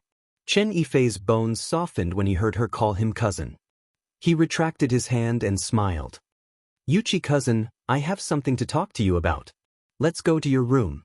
Jiyuchi blushed and said shyly, It's not convenient. It's not inconvenient. What I want to say is very important. It has something to do with your boyfriend Jiang. Chen's eyes were burning. Jiyuchi was curious. How do you know about Jiang Tianhao? Chen Yifei raised his eyebrows. Have you forgotten that I'm also a student at Capital University? A friend of mine knows Jiang Tianhao. Speaking of which, I know him better than you. You don't want to be deceived by him, do you? Jiyuchi bit her lips and seemed hesitant. Chen Yifei continued to fan the flames. Jiang Tianhao isn't a good person. If you don't want to hear it, I won't say it. Then he turned and left. Wait a minute. Chen Yifei raised his eyebrows smugly and turned around with a concerned face. It's not convenient here. Let's go to your room. Jiyuchi hesitated for a bit and said, Let's go to the guest room. My room is too messy. Chen Yifei didn't object. His original goal was to go to the guest room next to the study. He knew that she was wary, so he purposely suggested going to her room so that she would say to go to the guest room. The Ji family's guest room was beautifully decorated. There were 2 pots of heather flowers on the windowsill. One was pink and the other was blue. It was very beautiful, but the smell wasn't that pleasant. Fortunately, the window was open, so the smell in the room wasn't strong. The fragrance of the flowers in the room was mixed with the smell of Chen Yifei's perfume. It smelled strange. Jiyuchi suddenly felt a bit hot. She fanned herself with her hand and said impatiently, Cousin, what are you trying to say? Chen Yifei saw that her cheeks were dyed with a faint layer of crimson, which made her look even more beautiful. He quietly curled his lips and said in a hoarse voice, Cousin, I suddenly feel a little thirsty. Can you pour me a glass of water? There was a glass of water on the table. Jiyuchi handed it to him and said anxiously, Tell me after you finish drinking. It's so hot here. The smile in Chen Yifei's eyes deepened. He drank the tea in the cup and approached her step by step. When she was caught off guard, he suddenly reached out and hugged her in his arms. He lowered his head to kiss her. She was shocked and pushed him away in a flurry. Cousin, what are you doing? Chi-Chi, I like you. I like you very much. Give it to me. He held her in a daze, his hands stroking her body skillfully. He was secretly pleased with himself. With his superb skills and the effects of those aphrodisiacs, Ji-Yuqi would definitely fall at his feet. Just as he was fantasizing, he suddenly felt a pain in the back of his head. His vision turned black and he fell to the ground. Ji-Yuqi kicked him in disgust. Then she took out his phone from his trouser pocket and found Yi Zisu's number. She sent a text, "Things have changed. Come to the guest room quickly." After sending the text, she grabbed Chen Yifei's body and threw him onto the bed. Then she covered his head and feet with the quilt. When Yi Zisu received the text, she was hiding in a corner with Jiang Tianhao. When she felt the vibration of the phone, she reluctantly separated from him. "Tianhao, cousin said that things have changed and he wants me to go to the guest room. I'll go up first. I'll let you know when I'm done." Yi Zisu trusted Chen Yifei very much. When she heard that things had changed, she wanted to rush over immediately. Jiang Tianhao was different. He didn't trust anyone except himself. He suspected that there was a trap, so he stopped Yi Zisu and said, "Let me go. If anything happens, I'll let you know." Yi Zisu was vaguely unhappy. The door of the guest room was not locked. There was a gap. Jiang Tianhao pushed it gently and the door opened. However, the room was very dark. There was no light. He pressed the switch, but there was no response. He guessed that Chen Tingfang and the others might have done something to make it easier for Chen Yifei. Using the light from his phone, he could clearly see the situation in the room. The blanket on the bed was bulging high, so there should be 1 or 2 people lying inside. He tiptoed toward the bed. Just as he was about to lift the blanket to check, a hand suddenly reached out from under the blanket and slapped his phone to the ground. Then, it forcefully dragged him onto the bed. Yi Zisu was chatting with her friends, but she felt a little uneasy. Tianhao had been upstairs for a few minutes, but he still hadn't contacted her. Could it be that he liked Ji-Yuqi and took the opportunity to make Ji-Yuqi real? The more she thought about it, the more uneasy she felt. Her phone suddenly vibrated. She unlocked it and saw a message from Chen Yifei. "It's done. Come up alone." According to the original plan, after the matter was settled, Chen Tingfang and Yi Zisu would be responsible for taking the guests to the guest room. Although Yi Zisu didn't know why things had changed, she still chose to follow Chen Yifei's arrangement. Yi Zisu went upstairs alone. She walked to the door of the guest room. It was dark inside. She whispered Jiang Tianhao's name, but there was no response. She had to use the light of the phone to quietly rub the bed. She cursed in her heart. She didn't know what Chen Yifei and Jiang Tianhao were doing. She walked to the bed. Just as she was about to lift the quilt, a hand stretched out from under the bed and grabbed her ankle. She screamed in fright. The hand suddenly pulled hard, and she fell to the ground with a plop. She was in so much pain that she almost fainted. The hand pressed on a certain part of her waist, and all the strength in her body seemed to disappear. She had no strength to struggle. She could only let the person throw her on the bed. She seemed to be pressed against something hard and uncomfortable. She moved her body and wanted to escape. An arm suddenly wrapped around her waist and hugged her tightly. "Who are you? Let me go." Yi Zisu was anxious and scared. She was about to cry. What the hell was going on? The air was filled with the strange scent of heather flowers. Yi Zisu had experienced it before. She knew what the scent was like. It was the scent of a man's passion. Her mother said that the flowers had aphrodisiac effects, so they deliberately placed 2 pots in the guest room. But now Yi Zisu regretted it. She was unknowingly bewitched by the scent of the flowers. Coupled with the burning body on top of her and the large hands rubbing against her sensitive parts, her heart was filled with desire. She really wanted to be loved by Tianhao. Yi Zisu couldn't help but hug the body on top of her. She called out in a daze, "Tianhao, I love you, Tianhao. Cousin, you're so beautiful, so mesmerizing." The head on her chest affectionately sucked on her buds, and from time to time, a low gasp came from his mouth. Yi Zissou suddenly woke up. She was so scared that her heart almost stopped beating. She frantically pushed away the person on top of her. No, cousin, it's me. I'm Zissou. We can't do it. Cousin, I like you so much. Chen Yifei felt that his body was about to explode. His mind was blank, and he could only rely on his instinct to tease the person on top of him. He wanted to make Jiuqi, that little slut, feel pleasure under his body and feel like dying. Cousin, you can't do it. It's me. I'm Zissou. Feeling the hot and hard part squeezing between her legs, Yi Zissou's tears kept falling. Her rationality told her that she couldn't do it, but the scary thing was that her body actually wanted to be filled by that thing. No, how could she do this? She hated herself so much, but she didn't have the strength to refuse.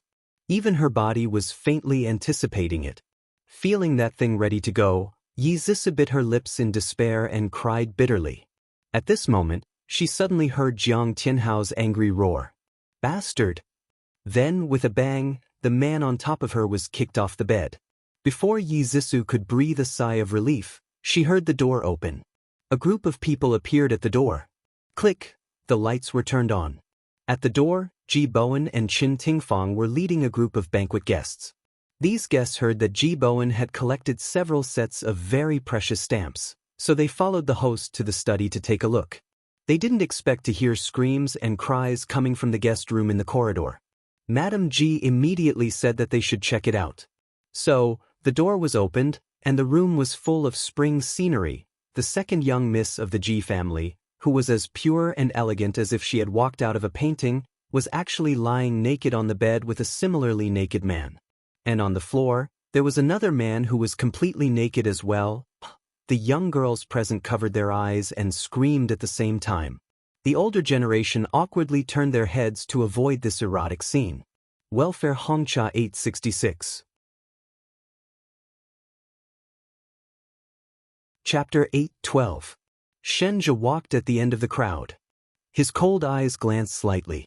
After seeing what had happened, he withdrew his gaze and slowly retreated down the stairs. His slightly lowered eyelashes hid the faint smile in his eyes. So that's how it is. Chi, well done. Adash, the scream came from Yi Zissou. She angrily pulled the quilt and covered her body. She wanted to find a hole to hide in. Why did this happen? Was she tricked by that bitch Jiuqi again? Lying on the floor with his white buttocks exposed, Chen Yifei was still in a state of delirium. He breathed in the fragrance of the heather and drank the water mixed with aphrodisiac. Even if he hugged a sow now, he could still treat it as a fairy and have sex with it. Ji Bowen looked at the lewd scene in the room and was so angry that all the blood in his body rushed to his head. His eyes burned with anger and his lips trembled. However, he was a legend in the business world and was not someone to be trifled with. He still had some rationality left to salvage the situation. He said in a deep voice, "Ah Han, please invite the guests to my study." Ji Yunhan had been hiding behind the crowd for a long time. When he heard this, he calmly invited everyone to move forward. His calm and graceful manner made many people secretly nod their heads. Among these people, there were many who wanted to stay and watch the show.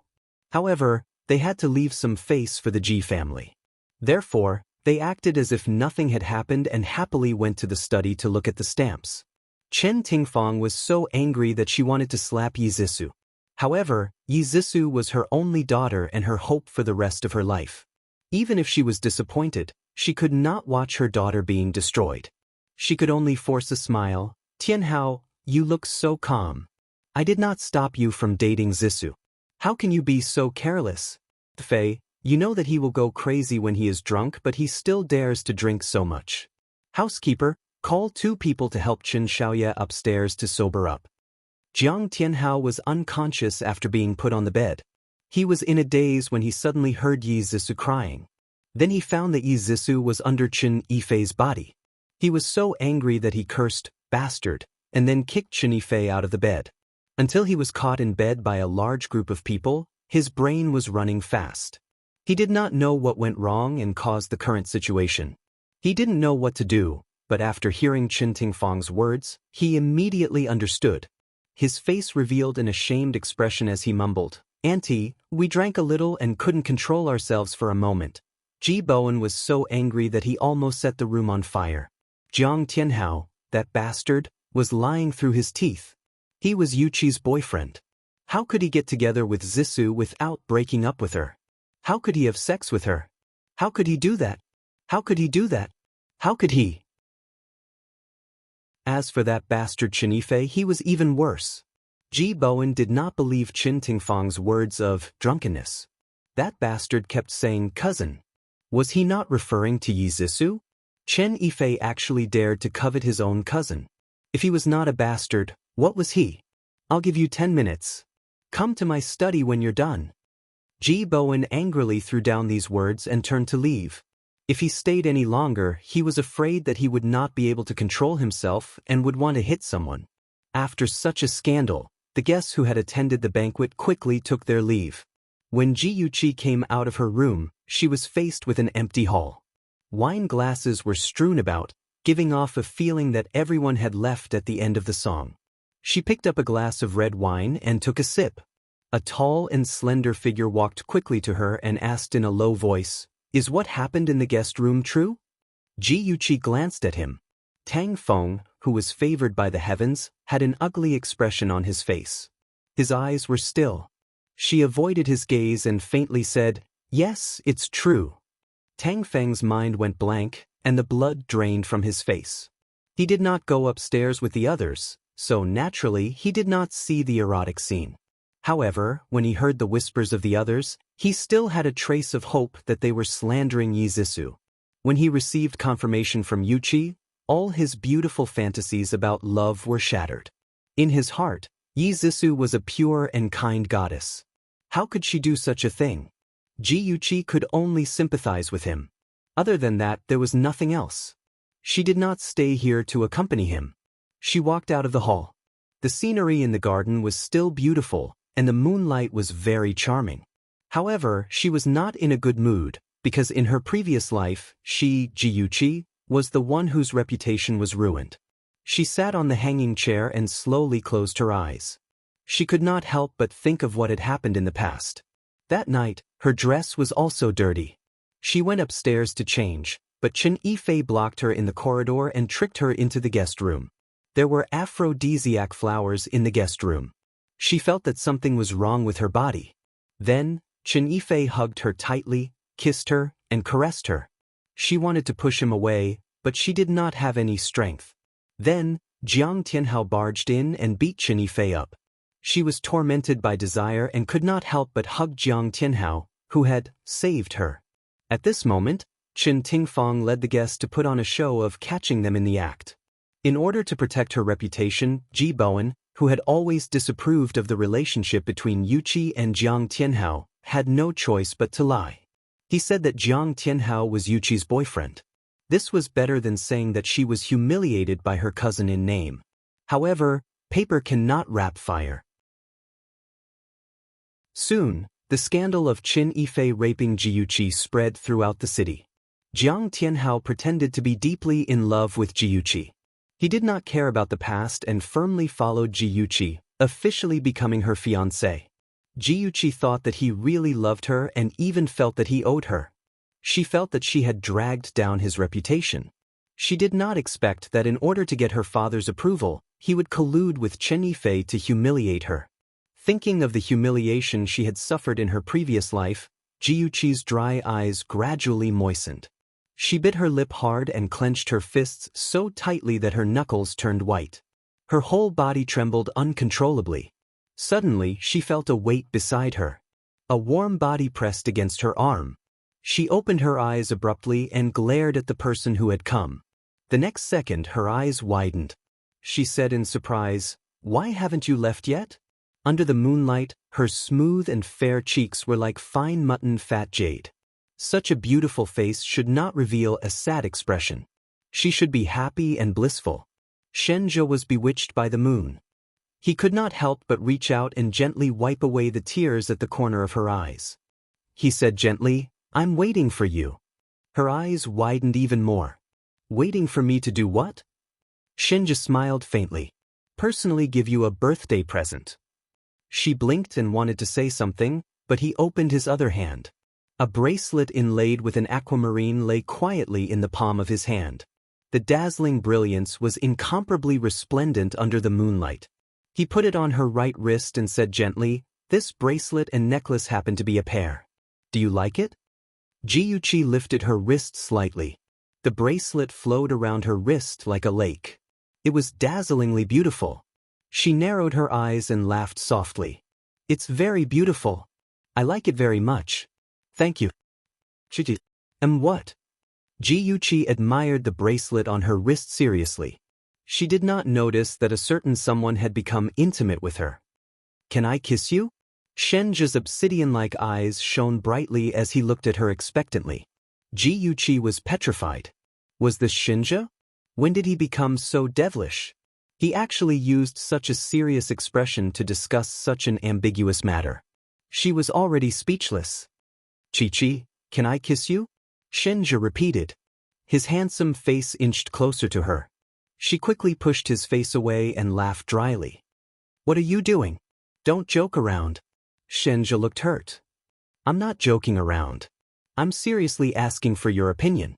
Ji-Yuqi's little heart thumped.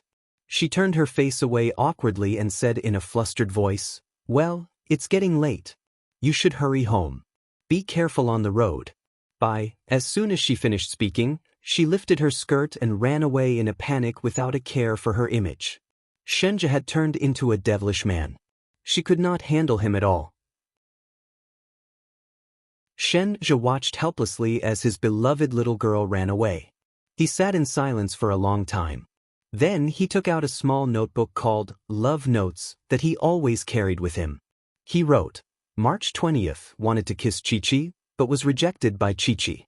After he finished writing, he thought for a while and added a few words at the end. "So sad." Ji-Yuqi ran into the living room as though she was being chased by a ferocious beast. She bumped into Jiang Tianhao, who was coming down the stairs. His handsome face was pale, and his clear eyes were filled with pain. He walked towards Ji-Yuqi step by step. His voice was hoarse as though he had suffered great torment.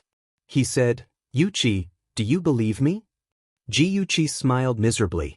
Her beautiful face was filled with pain. "What does it matter if I believe you or not? Senior, you're now Zisu's boyfriend, right?" She bit her lip and spat out those words with difficulty. "I congratulate you." She covered her face and ran away sadly. He suddenly grabbed her wrist and said anxiously, "Yuqi, believe me. I really didn't do it on purpose. I was knocked out by someone. When I woke up, it was already too late." Ji-Yuqi's back was to him, and her lips curled into a vicious smile. "I believe you. Of course I believe you, because I knocked you out and threw you onto the bed. If it weren't for the fact that Qin Yifei won't wake up for a while, maybe you two could have made love. What a pity." Her body trembled slightly. He thought that she was crying sadly, but she was actually trying her best to suppress her desire to laugh. She lamented, "It's already settled. Senior, we can only blame ourselves for not being fated to be together." She pried his fingers away and ran upstairs while covering her face. Jiang Tianhao was left alone downstairs. His right hand was still in the air as he stared at her delicate back in disappointment. Yi Zisu stood at the corner of the first floor. She could clearly see Jiang Tianhao's expression. She couldn't help but clench her fists in anger. In the study, the two of them were harshly scolded by Ji Bowen. After that, she secretly told Jiang Tianhao that she suspected Ji-Yuqi had done something to cause the situation to turn around. However, Jiang Tianhao didn't believe her. He said that he believed that Ji-Yuqi really liked him. He believed that Ji-Yuqi didn't have such malicious intentions. His words made Yi Zisu furious. If Ji-Yuqi wasn't malicious, then was she? Wasn't she doing it for their future? She wanted that woman, Ji-Yuqi, to be completely ruined so that she could vent the anger in her heart. Yi Zisu's affairs had spread throughout Ing City. Those with daughters used her as a negative example to teach their daughters. Those with sons taught their sons a lesson to never mix with a woman like Yi Zisu. Beauty novel, Shinwu 799. Chapter 8:13. Her reputation at Capital University had been tarnished. Even though Jiang Tianhao had stood by her side to support her, defend her, and prove her innocence, many people who used to like her had turned to attack her, including her former fans. Now they had all become passers-by. Jiang Tianhao was also unlucky. His reputation in school plummeted. He used to be a prince charming with good character and academic performance, but now he became a gigolo who seduced rich girls. The girls who used to like him withdrew their olive branches. They were too embarrassed to admit that they used to like him. Wherever he went, people would point at him. In this, besides Ji Yuqi deliberately creating hype, there was also Gu Fifen's torment, who asked Jiang Tianhao to provoke him. Ji Yuqi, on the other hand, was still doing things her own way. She kept a low profile in school and only interacted with a few people. She spent the rest of her time practicing martial arts. She knew that Yi Zhisu had suffered a huge setback this time and would not let it go. They would definitely attack again, so she had to be prepared. On the weekend, Lin Yuxi asked Ji Yuqi to go horseback riding at a farm in the suburbs. Ji Yuqi changed into a handsome and neat riding outfit. When she arrived at the garage, she found that her car had been sent to the 4S shop for maintenance.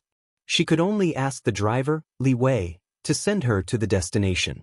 After the car left the city, it drove onto the ring highway. Ji Yuqi was drowsy, so she simply leaned against the seat and closed her eyes to rest. After some time, she suddenly felt the car stop. She suddenly opened her eyes. "Little Lee, have we arrived?" "Not yet, Mississippi.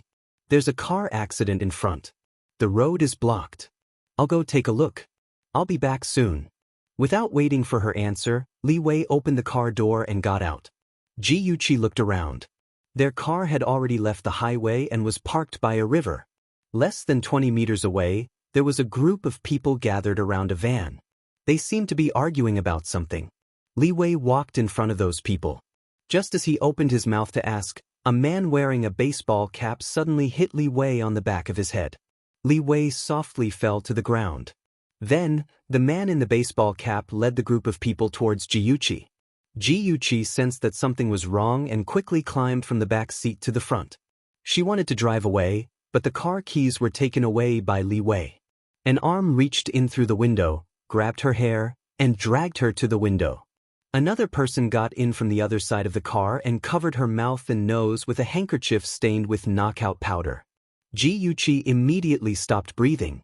When she was practicing swimming, Zhao Yao often threw her into the swimming pool. She could hold her breath underwater for up to 15 minutes. It was not difficult for her to pretend that she was drugged. "Hurry up, get her into our car." Someone spoke in a rough voice beside her ear. Then, she was lifted up by two people and thrown into the van rudely. Her hands and legs were tied, and her head was covered with a black hood. She did not know how long the car drove before it finally came to a stop. She was half dragged, half carried, and thrown to the ground by a man. The sound of footsteps stopped beside her. She felt someone squatting beside her. Then, a hand pulled off the hood on her head.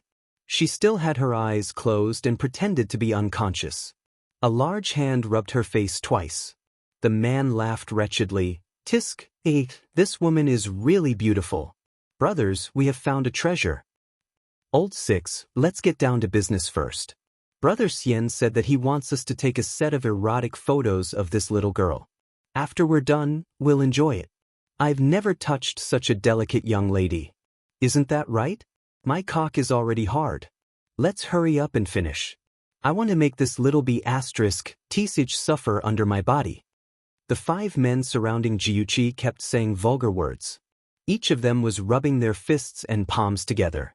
Their eyes were shining like hungry wolves, ready to tear her to pieces at any time. Ji Yuqi's heart was filled with disgust. She really wanted to kick away the man who was caressing her cheek, but she couldn't. There were 5 of them and they were quite skilled. If she acted rashly, she would hurt herself instead. She had to be patient and wait for the right time to strike. Shen Group, Vice President's office. Shen just stood in front of the floor-to-ceiling window, overlooking the bustling city, the busy world, and the vast sky. He felt an inexplicable emptiness in his heart. He could not help but think of the back of the little girl who had fled. His charming phoenix eyes narrowed slightly as he played with the phone in his hand. Aze said that women liked men thinking about them. It would be perfect if they sent a text message or called from time to time. Well, then I'll send a text message to ask what she was doing. Forget it, I'd better call her. He hadn't heard her voice for several days. In the car on the side of the road, the milky white mobile phone was forgotten in the back seat of the car. The beautiful melody sounded again and again, but no one answered. Shinja frowned. What happened to Yuchi? Why didn't she answer his phone? He quickly returned to his desk, opened his laptop, and used the positioning software to find the location of Yuchi. He found that she was in an abandoned warehouse in the suburbs. He immediately jumped up from the chair, grabbed the mobile phone and ran out. Since practicing martial arts, Yuchi's hearing had become sharp. She heard 3 people leaving. They were probably going to prepare the camera equipment. The 2 people left behind untied the ropes on her hands and feet. Okay, the camera is ready.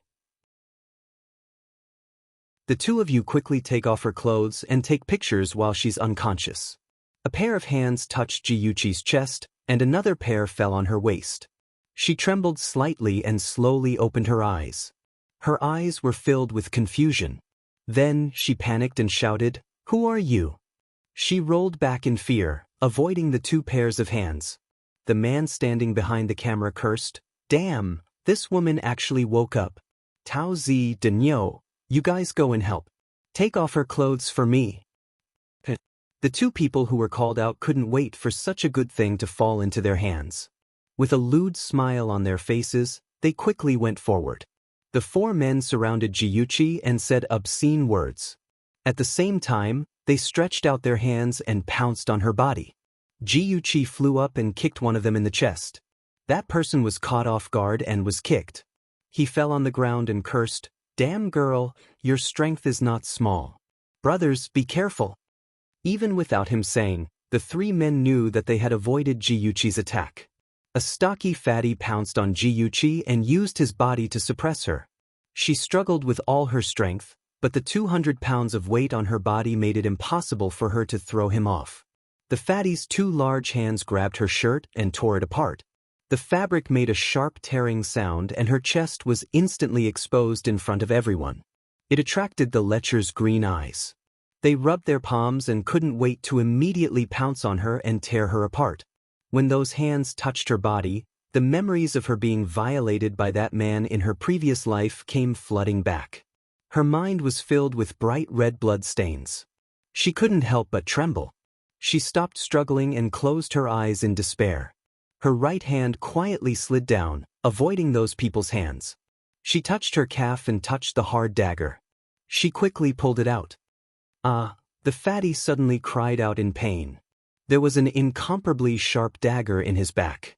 Yuchi suddenly opened her eyes. Her cold eyes coldly stared at the fatty who was sitting on top of her. At this moment, the bloodthirsty factor in her body was revived. With her strong hatred, she didn't stop at all. She pulled out the dagger and fiercely stabbed it. This stab hit his vital point. He stared in disbelief with his bloodshot eyes. Fresh blood flowed out from the wound. Yuchi expressionlessly pushed him away and he fell to the ground with a plop. The other 4 looked at Yuchi, who was covered in blood, and couldn't help but shiver. That woman was too terrifying. She was like a vengeful ghost that came to claim their lives. She held a blood-stained knife in her hand and stared coldly at them. Her clothes were open in front of her chest, and her soft breasts were wrapped in her bra. She looked as if her breasts were about to burst out, releasing a fatal charm. She casually pulled her lapel to cover it up a little. Her cold eyes swept over the 4 people who were already in a state of alert. She coldly said, "Who is Brother Xian?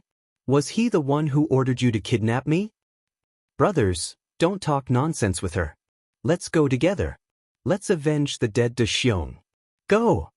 The 4 men casually picked up chairs, wooden sticks, daggers, and other items and rushed towards Yuchi. Yuchi was like a demon who had crawled out from hell. She coldly waved the dagger and circled around the 4 men. She didn't even blink as she cut off a man's ear, slashed another man's arm, and stabbed the dagger into another man's chest. She was also injured.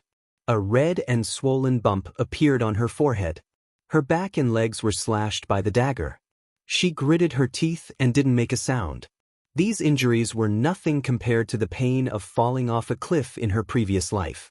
She used the dagger to stab her enemies again and again. She didn't know who it was, but someone's blood sprayed on her face and blurred her vision. There were only 2 men left who surrounded her. Just as she was about to lose her strength, she heard a few gunshots and the 2 men stiffly fell to the ground. Ji-Yuqi's legs went soft. A figure quickly rushed over and hugged her tightly in his arms. His deep and hoarse voice was low and hoarse. "Chi-Chi, don't be afraid. I'm here."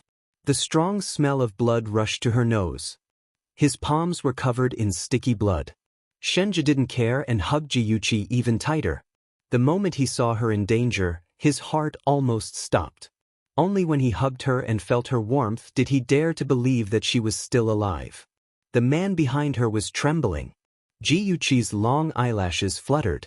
The red in her eyes slowly dissipated and her mind regained some clarity. She killed someone. She really killed someone. Although she had fantasized about killing Jiang Tianhao countless times, she had never put it into practice. This was her first time killing someone, but she couldn't guarantee that it would be the last time. She stared blankly at her hands. Her hands were stained with blood. She couldn't wash them clean. She had already embarked on a path of no return. Her heart would become more ruthless and cold. She didn't dare to look back. She was afraid to see Shinja's disgusted eyes. If he saw her vicious side, he would hate her. The warm blood seeped through the thin material of his shirt and stained Shinja's chest. Only then did he realize that her back was injured. He hurriedly let go of her and carefully examined her injuries. The wound on her back was at least 5 centimeters long. Her arm was also scratched. His heart tightened. He carried her in his arms and carefully avoided her wounds as he strode out. "Come and see." Song Shu 566. Chapter 8:14. Ji-Yuqi allowed him to do as he pleased. She lowered her eyes and looked at the blood all over the floor, as well as the corpses that had died with their eyes wide open. Her stomach churned with a strong sense of nausea, and she covered her mouth tightly. "Don't look. They all deserve to die." Shen just sensed that something was wrong with her, so he lowered his head and comforted her. Then he quickened his pace and walked out. Ji-Yuqi leaned sideways against the back of the chair. She was wearing Shinja's jacket, and her body was still trembling slightly. Shinja found a medical kit from somewhere, lifted her blood-soaked shirt, and carefully bandaged her wound. The scratch on her fair skin was particularly glaring. His heart ached for her, and a trace of sternness flashed across his deep eyes. After treating the wounds on her back and arm, he gently turned her head over and cleaned the wound on her forehead. His eyes were slightly lowered, and his gaze was focused on the wound on her forehead. His movements were extremely gentle, as if he was treating his most precious treasure. His warm breath brushed against her forehead like a warm feather, gently soothing the panic in her heart. It was the panic of her first murder. After applying the medicine, he supported her to lean against his shoulder with one hand and covered her eyes with the other. He said gently, "You're tired. Rest for a while." She didn't say anything, but quietly leaned against him. Her heavy eyelids closed, and an overwhelming sense of fatigue swept over her. In a daze, she heard Aze deliberately lowering his voice. "Young master, those people have been cleaned up. It's a pity that we didn't manage to find out the mastermind behind it." In a 5-story teaching building, Ji-Yuqi stood on the rooftop and looked down. The boy she liked was holding the hand of a girl in a white dress, and they left without looking back. The girl in the white dress turned back to look at her, and there was a vicious smile on her beautiful face. She said, "Ji-Yuqi, I've snatched away your tang phone." The wind whistled, and Ji-Yuqi's long dress fluttered. She stood on the rooftop, closed her eyes in despair, and took a step in the air. Suddenly, a hand grabbed her arm. She turned back and saw Jiang Tianhao smiling at her. "Yuqi, even if the whole world abandons you, I won't abandon you. Come, I'll pull you up." He reached out his hand, and she was touched and held it tightly. The scene suddenly changed, and the building became a cliff. His expression suddenly changed and he cursed fiercely, "Jiuqi, you be asterisk, hurry up and die." He flung her hand away and kicked her chest, kicking her down the cliff. Jiuqi screamed and sat up. Her whole body was drenched in sweat, and her wet hair stuck to her forehead. Her face was pale, and her eyes were full of fear. She couldn't distinguish between reality and a dream. She pinched her arm hard, and only when she felt the pain did she realize that she was still alive. "What's wrong? Did you have a nightmare?" Shenja was sitting on a chair in front of the window, and he was holding a laptop in his hand. When he heard her scream, he closed the laptop and hurried to her side. He sat at the head of the bed and hugged her, who was in a daze. His right hand patted her back gently, and he comforted her gently. "It's okay, Chi-Chi. Don't be afraid, I'm here." His chest was firm and warm, and it made her feel very safe. She leaned in his arms and smelled his unique fragrance, and her uneasy heart gradually calmed down. After leaning in Shinja's arms for a long time, Jiuqi's emotions gradually calmed down.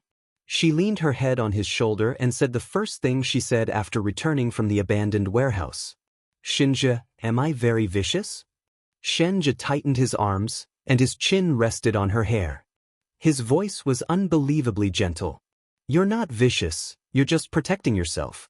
If you didn't kill them, you would be the one who got hurt. Chi-Chi, you didn't do anything wrong." Of course, if anyone dared to bully her again, he would do it himself. He wouldn't let the blood of those people stain her hands again. Jiuqi didn't say anything else, but her heart was relieved. After her rebirth, her goal was very clear. She wanted revenge. Anyone could say that she was vicious, but not Shinja. She didn't want to be despised by him.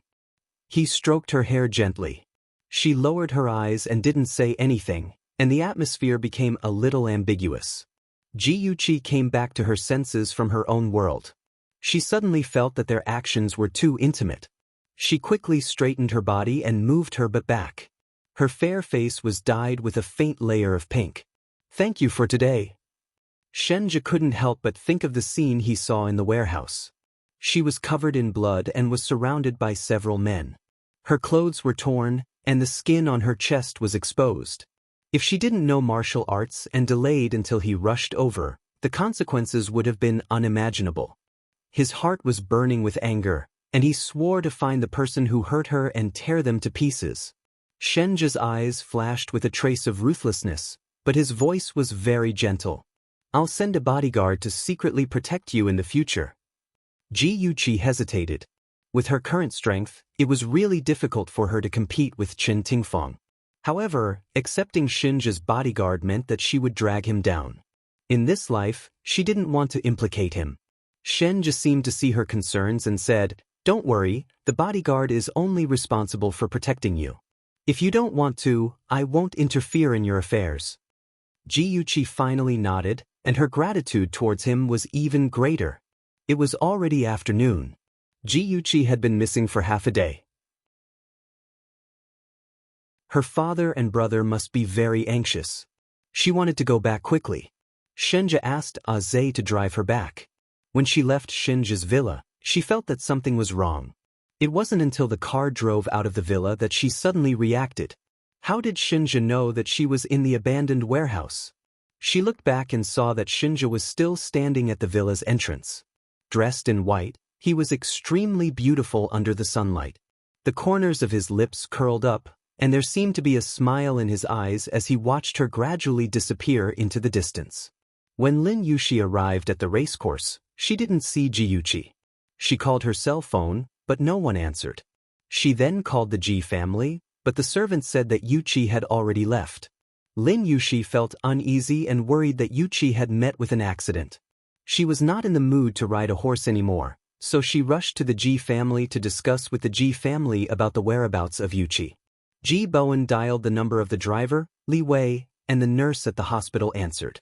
The nurse said that Li Wei was sent to the hospital by a kind person. He suffered a minor head injury and was still unconscious at the moment. Ji Bowen was anxious and uneasy. He knew that Yuchi must have met with an accident. If it was a kidnapping, why hadn't the kidnappers contacted her family? The longer Yuchi was missing, the more dangerous her situation would be. He made a prompt decision and picked up the phone to call the police. Chen Tingfang pressed his hand. Old Ji, calm down.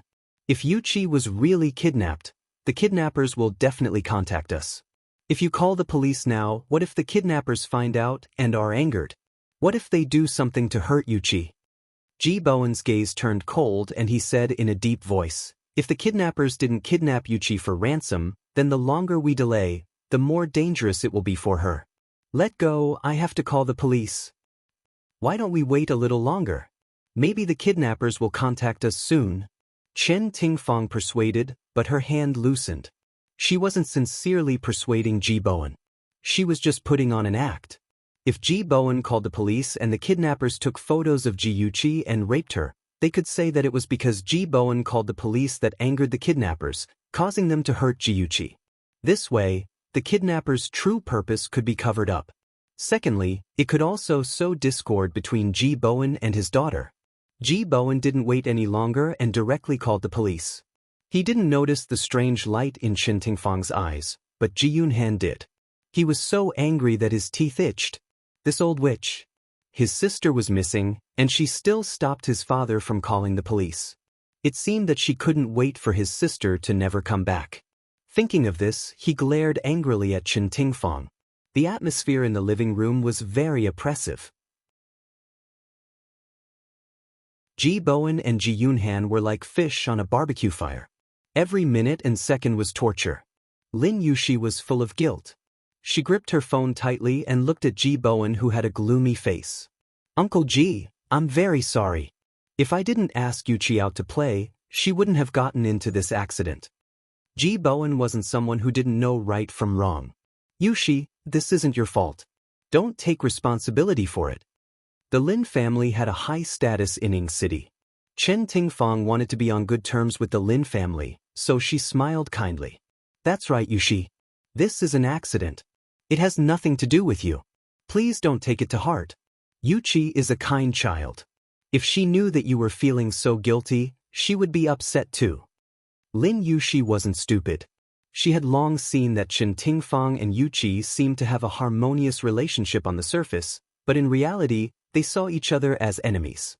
Therefore, she turned a blind eye to Chen Tingfang's goodwill and responded politely and distantly.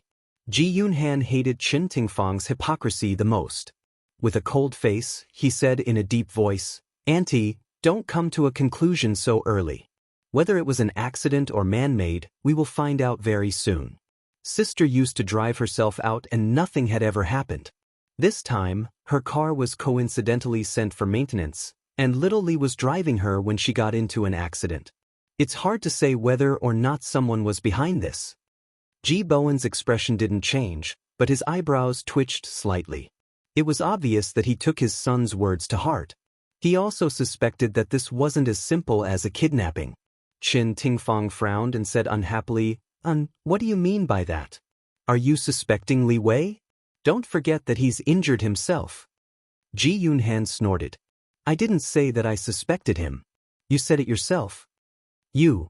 Chen Tingfang swallowed her anger and smiled. You child, why are you angry with Auntie? Auntie is just concerned about your sister. Then I really have to thank Auntie for your relationship. A familiar clear voice floated into the hall. Ji Yunhan jumped up excitedly. Sister, you're back. Ji Bowen also stood up. He couldn't hide the joy on his face. Chi-Chi, are you okay? Dad, I'm fine. Ji Yuqi wore a beige dress. Her hair hung over her shoulders, and her bangs covered the scar on her forehead. She walked gracefully into everyone's line of sight. There was a bright smile on her exquisite face. She hugged Lin Yushi, who was closest to her. Yushi, I made you worry. Lin Yushi's eyes were slightly red. She smiled and punched her. It's good that you're back safely. Ji Yuqi smiled and winked at Ji Yunhan. Then, she hugged Ji Bowen's arm. Dad, I'm sorry for making you worry. Ji Bowen's throat was dry. He said repeatedly, it's good that you're back. It's good that you're back. Attention, Song Shu 566. Chapter 8:15. Ji Yuqi felt a little guilty. Actually, she could have reported her safety to her family after being rescued, but she didn't. She had monitored Chen Tingfang and her daughter's phone calls. She wanted to secretly observe their reactions. As expected, the mother and daughter were very suspicious. Chen Tingfang had sent a message to Yi Zhisu saying that the matter had been settled. Ji Yuqi suspected that they were related to the kidnapping, but she hadn't found any evidence yet. Chen Tingfang was the most surprised by Ji Yuqi's safe return. She pretended to be happy. "Yuqi, it's great that you're back safely. Where did you go? Why did you even change your clothes? We all thought you were kidnapped." She had even changed her clothes. Wasn't that a hint that she had done something bad? Ji Yuqi smiled faintly.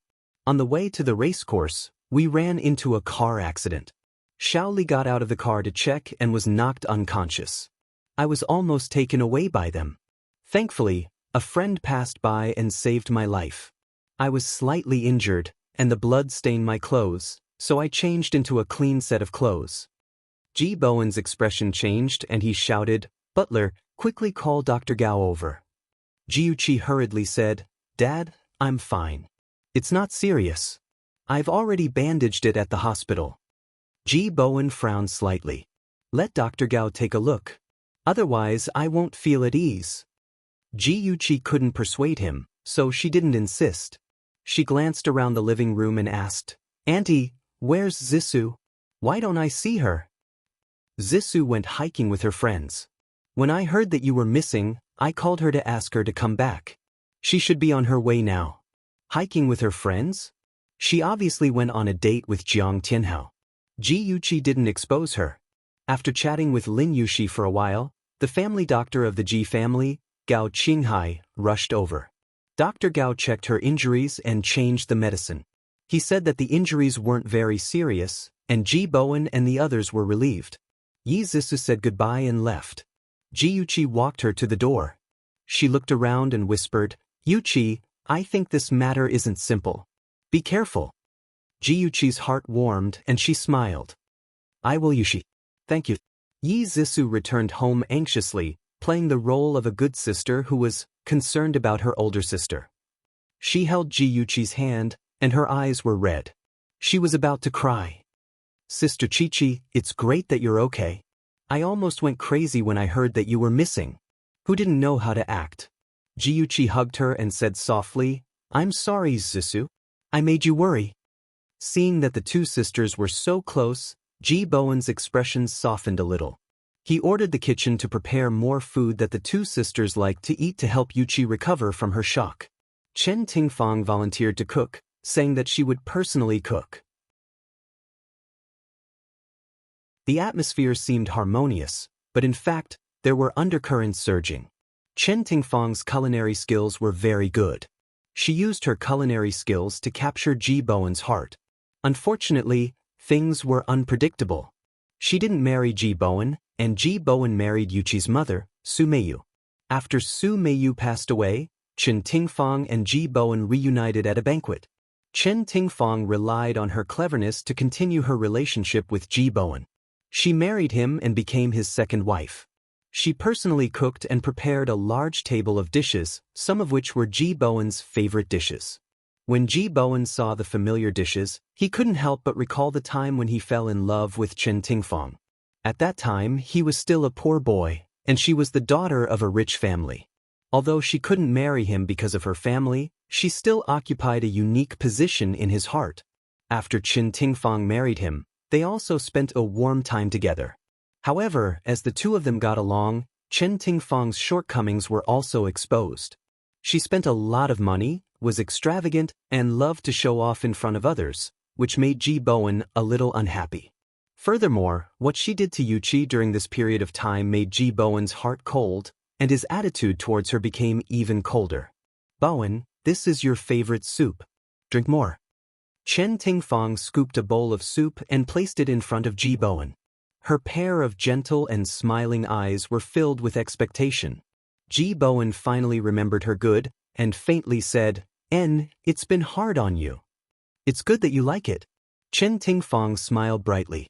Although she was almost 40 years old, her skin was well maintained, and there wasn't a single wrinkle on her face. When she smiled, she was as bright and beautiful as a young girl. Ji Bowen was slightly dazed. It was as if he saw her in university, and his expression couldn't help but become gentle. Come you to try this. Auntie specially made it very light. Eating it won't leave scars on your wounds. Chen Tingfang enthusiastically picked up food for Ji Yuqi. Thank you, Auntie. Ji Yuqi's lips curled into a faint smile. She lowered her eyes and ate the food in small bites to hide the frost in her eyes. She was already certain that Chen Tingfang was behind the kidnapping. She knew this woman too well. If she didn't have a guilty conscience, she wouldn't be so careful to please her. Back in the room, Ji Yuqi had just finished changing her clothes. Ji Yunhan stood hesitantly at her door. What's the matter? Ji Yuqi tidied her hair as she let him in.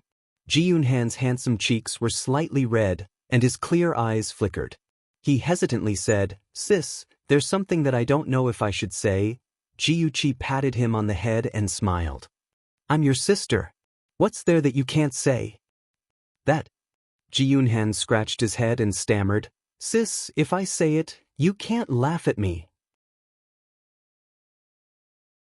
In her previous life, the relationship between the siblings was cold. Ahan had never confided in her.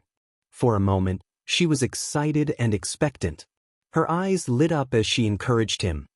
Don't laugh, don't laugh. Tell me. I think I like a girl. Ji Yunhan's cheeks were red like a shy little bunny. He was extremely innocent. Ji Yuqi had never seen him like this. She wanted to laugh, but she was afraid of angering her brother, so she could only try her best to suppress it. The corners of her eyes were full of smiles. She pretended to be serious and said, You're all grown up. It's normal for you to like girls. What kind of girl is she? Is she beautiful? Ji Yunhan nodded vigorously. Very beautiful. He seemed to have thought of something and the light in his eyes dimmed. He hesitated for a moment and said, She's a very good girl, but her family background isn't good. So what if her family background isn't good? Don't you know Dad? He won't exchange his children's marriage for family benefits. As long as you like each other, Dad will definitely agree. Ji Yuqi smiled and stroked his hair. She said gently, Besides, you're only in your first year of high school. There's still a long way to go in the future. What happens in the future depends on you. Ahan, I won't stop you from dating, but you can't let it affect your studies. You're the successor of the Ji family in the future. Dad and Mom want the Ji group to flourish in your hands. I understand, sis. I know what to do. I won't let you down. Ji Yunhan's eyes were firm and his young and handsome face was solemn. Ji Yuqi smiled. My brother is the best. Of course I believe in you. Ji Yunhan raised his eyebrows and smiled. His smile was as bright as the sun, so no one could look directly at him. Ji Yuqi's lips curled into a smile as she watched him leave. When his figure disappeared, the smile on her face vanished and her heart sank. She would never forget that in 2 months, Ahan would go astray and lose his life in a gang fight. Her father suffered a huge blow and became seriously ill. After that, his health deteriorated day by day. He had no choice but to let Jiang Tianhao enter the Ji group to help him. It could be said that Ahan's death was the opportunity for Jiang Tianhao to enter the Ji group. Ji Yuqi closed her eyes and opened them again. Her gaze was extremely cold. This time, she was going to stop the tragedy from happening. She would not let those B*****s get away with it. In Yi Zisu's bedroom, Chen Tingfang sat on the sofa with a bad expression. Yi Zisu's expression was also very bad. She paced around the room and complained, Mom, what's going on? Didn't Dad say that it was already settled? Why is Ji Yuqi, that B****, back in one piece? Chen Tingfang rolled her eyes at her. Sit down. You're pacing around. My eyes are getting dizzy. Can't you be more mature like a little B****? You can't keep your cool no matter what you encounter. You're just like your dad.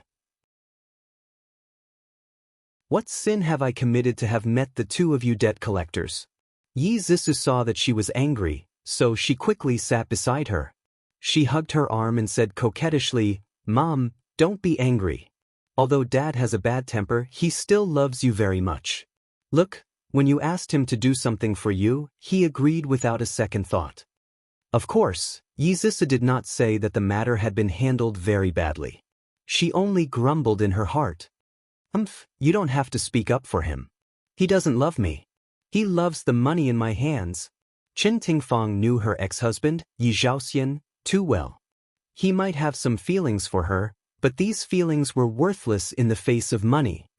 Mom, Yi Zisa wanted to persuade her again, but Chen Tingfang raised her hand to signal her not to say anything more. She said earnestly, Zisa, you're Mom's only daughter. Everything Mom does is for you. Remember, we're a real family. Mom, of course I know. Yi Zisa leaned against her and said coquettishly, Mom, you're so good to me. I'll be filial to you in the future. Chen Tingfang nodded with satisfaction. A lot of things have happened at home recently. That little b*** TCH has been able to avert danger every time. I suspect that she got the news in advance. Yi Zisa bit her lip. Mom, could it be that Chen Yifei betrayed us? Chen Yifei's bullying of her was still vivid in her mind. Although she knew that he had taken an aphrodisiac and that he had apologized to her afterward, she still had a knot in her heart and alienated her attitude towards him. No, although Yifei is a bit unrestrained, he's still trustworthy. Chen Tingfang thought for a moment and said, I suspect that it's the servants at home. Mother Wu and Ru have a very close relationship with that little b*** teach. Yi Zisa smirked and said proudly, Mom, let's find a chance to kick those two out of the Ji family. Chen Tingfang shook her head. No need. If we kick them out, Jiuqi can still bribe others. We can't guard against them. It's better to keep those two by our side and use them to pass false information to Jiuqi. Her lips curled into a cold smile and her eyes were bottomless. Yi Zisa admired her mother and secretly decided to learn from her. Temporary failure was nothing to be afraid of. The final victory belonged to them. Attention, Hongcha 866.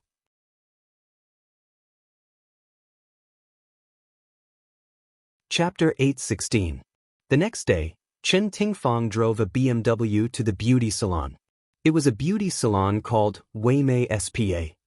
The customers here were either rich or powerful, and everyone was part of the upper class. The moment Chen Tingfang appeared, many familiar faces greeted her. She greeted them politely and walked into her private room. Not long after entering the room, Chen Tingfang changed her clothes, put on sunglasses and a hat, and left the beauty salon through another door. The black car she was in gradually drove away, and a white sports car followed behind her silently. The black car was parked in the underground garage of a 5-star hotel. Chen Tingfang carried her handbag and stepped out of the car elegantly in her 10 centimeters high heels. In the distance, a cold woman in black was sitting in the sports car, and her sharp and cold gaze followed Chen Tingfang's figure until she entered the elevator. Chen Tingfang pushed open the door of the presidential suite, lazily took off her glasses and casually placed them at the entrance. A pair of arms suddenly hugged her tightly from behind, and a hot breath brushed past her earlobes. The man's hoarse and deep voice rang in her ears. Baby, I missed you so much. Stop fooling around, I have something to discuss with you. Chen Tingfang turned around and stared at the man in front of her, her beautiful eyes filled with coquettishness and resentment. Ah Xian, didn't you promise me that you would definitely take care of that little bitch Jiuqi? What exactly happened? And she actually ran away. The man was tall and had a square face. He was handsome and domineering, but it was a pity that his eyes were too sinister, revealing a heart-palpitating viciousness. He frowned slightly and his eyes were cold. I'm also very curious about this question. I found 5 people to take care of her, but all 5 of them are missing. There are still bloodstains on the floor of the abandoned warehouse, and I suspect that those people are already dead. If it was Jiuqi who did it, then she's too powerful. Chen Tingfang thought for a moment and shook her head. It's not her. She doesn't have the ability to destroy the evidence after killing someone. That little b** Tisich said that someone saved her. I suspect that she has someone backing her up. Yi Zhaoxian raised his eyebrows and his gaze turned cold. Could it be someone from the Tang family? The Tang family and the Ji family have an engagement. Tang Hejia, that old fox, loves Jiuqi very much. Maybe he will secretly send someone to protect her. Chen Tingfang couldn't guess who helped Jiuqi escape. She frowned and said, "No matter who it is, we have to be more careful now. Have you made arrangements for Ji Yunhan?" "It's already been arranged. Don't worry, nothing will go wrong this time." Yi Zhaoxian pulled Chen Tingfang into his arms and kissed her on the cheek.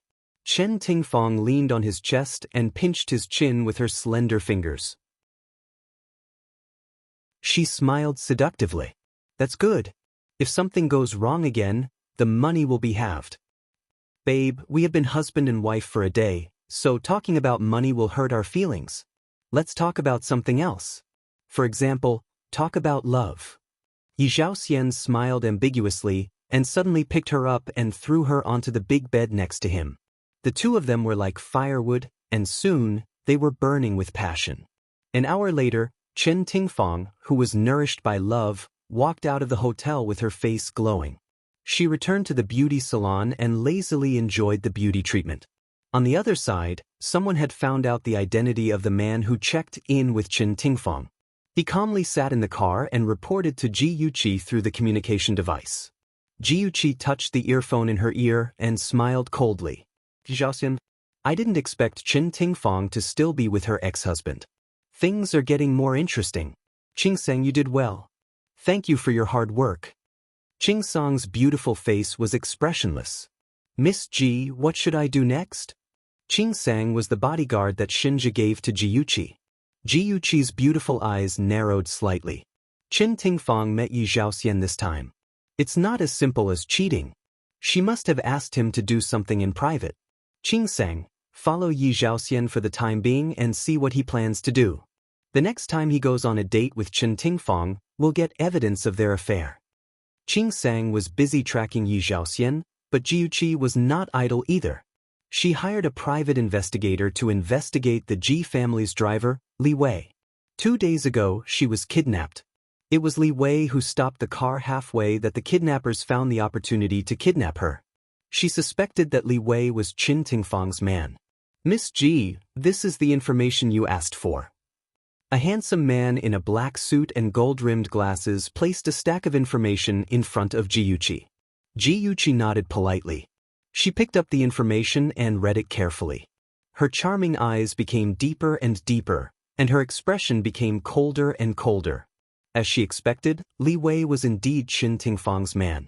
Li Wei looked honest, but in reality he loved gambling. Not only did he owe a huge debt to the casino, he even mortgaged his wife to the casino's boss. The casino's people chased Li Wei for his debt every 2 to 3 days. In a desperate situation, he was bought over by Chen Tingfang for a price of 200,000 yuan. Chen Tingfang asked him to be a spy and personally deliver Ji Yuqi to the kidnappers. He pretended to be injured and used the trick of injuring himself to clear suspicion. What a heartless Li Wei! What a vicious and merciless Chen Tingfang! Ji Yuqi sneered and threw the information on the table. Her whole body suddenly emitted a cold aura. The handsome man opposite her could not help but raise his eyebrows. His eyes, hidden behind his glasses, flashed with a flash of light. "Mr. Liang, you're very efficient. I'm very satisfied. This is your reward." Ji Yuqi pushed an envelope in front of Liang Yu. Liang Yu stood in front of the floor-to-ceiling window and watched as Ji Yuqi's graceful figure got into a car by the roadside. He picked up the phone and his handsome face had a respectful expression. "Young Master Shin, I've already handed the information to Miss Ji." "Yes, I'll take note." Liang Yu was getting more and more confused by his boss. He obviously wanted to curry favor with Miss Ji. Why didn't he make a move? Why did he hide behind the scenes and hide the true source of Miss Ji's information? That's right. When Ji Yuqi found this small private detective agency, Shinja bought it and even sent his elite, Liang Yu, to take care of it. His goal was to make the entire detective agency serve only Ji Yuqi. Liang Yu was very clear about the importance of Ji Yuqi in his boss's heart. Therefore, he spared no effort to curry favor with this future wife of his boss. Every time he offered the most considerate service, he hoped that this future wife would put in a good word for him in front of his boss. Of course, his wishful thinking fell through. Ji Yuqi had no idea that Shinja had done so much for her behind her back. After reading Li Wei's detailed information, Ji Yuqi was furious. It wasn't because Li Wei had caused her to be kidnapped, but because Li Wei was too much of a scumbag. As a grown man, he had no sense of responsibility for his family. He had never given a single cent to his family. After getting into debt, he actually mortgaged his wife to the casino and allowed her to be humiliated. He was no different from that beast, Jiang Tianhao. Both of them weren't fit to be human. Ji Yuqi's hidden hatred in the bottom of her heart was ignited. She decided to teach this scumbag a lesson on behalf of herself and Li Wei's wife. After Li Wei was discharged from the hospital, he immediately went to Ji Bowen to admit his mistake and resign. With a face full of shame, he expressed that he hadn't protected Miss well and had let old master down. He didn't have the face to continue staying in the Ji family. Ji Bowen didn't blame Li Wei verbally, but in his heart, he was somewhat dissatisfied. After all, his precious daughter's injury was more or less related to him. Therefore, Ji Bowen didn't say anything to persuade Li Wei to stay. Instead, he asked the butler to give him 2 more months' salary and agreed to his resignation. Li Wei carried a handbag and happily walked out of the bank. There were 200,000 yuan in the bag. He was going to take this money and leaving city to start a new life. The casino, the Ji family, and even his wife had long been forgotten by him. With so much money on him, Li Wei didn't feel at ease taking public transport. He specially called for a taxi. To the airport. The driver turned his face and smiled sinisterly. Yo, you've struck it rich. You actually have money to take a plane. Hurry up and return the money from our casino. Li Wei looked as if he had seen a ghost in broad daylight. His face was frighteningly pale. How could there be such a coincidence? He actually met the casino's hired thugs. He subconsciously hugged the handbag to his chest and trembled as he said, I don't have money. I'm going to the airport to pick someone up. Cut the crap. Follow me to the casino. The driver glared at him fiercely and stepped on the accelerator. The car sped towards the underground casino with Li Wei in tow. When they arrived at the destination, a burly man twisted Li Wei out of the car like a wine bottle and threw him heavily into the basement. Li Wei hugged the bag of money and curled up in a corner. A woman with disheveled hair and dirty body rushed in crying and wailing. She punched and kicked Li Wei. Li Wei, you bastard! You ungrateful scum! I'll kill you! This woman, who seemed to have lost her mind, was Li Wei's wife. She worked like a horse for the Li family and served her in-laws wholeheartedly. She treated her husband wholeheartedly, but her husband heartlessly sold her to the casino. These days, her life was worse than an animal's. If it wasn't for the fact that she couldn't bear to part with her child, she would have killed herself long ago. Stop hitting me, Xiufang. I had no choice. I still love you. Look, aren't I here to pick you up now? Li Wei knew that he couldn't keep the 200,000 yuan and immediately jumped up to express his loyalty to his wife. Wang Xiufang cried and laughed at the same time. Her eyes were bleak and despairing. If she didn't know the truth, she would have been deceived by him.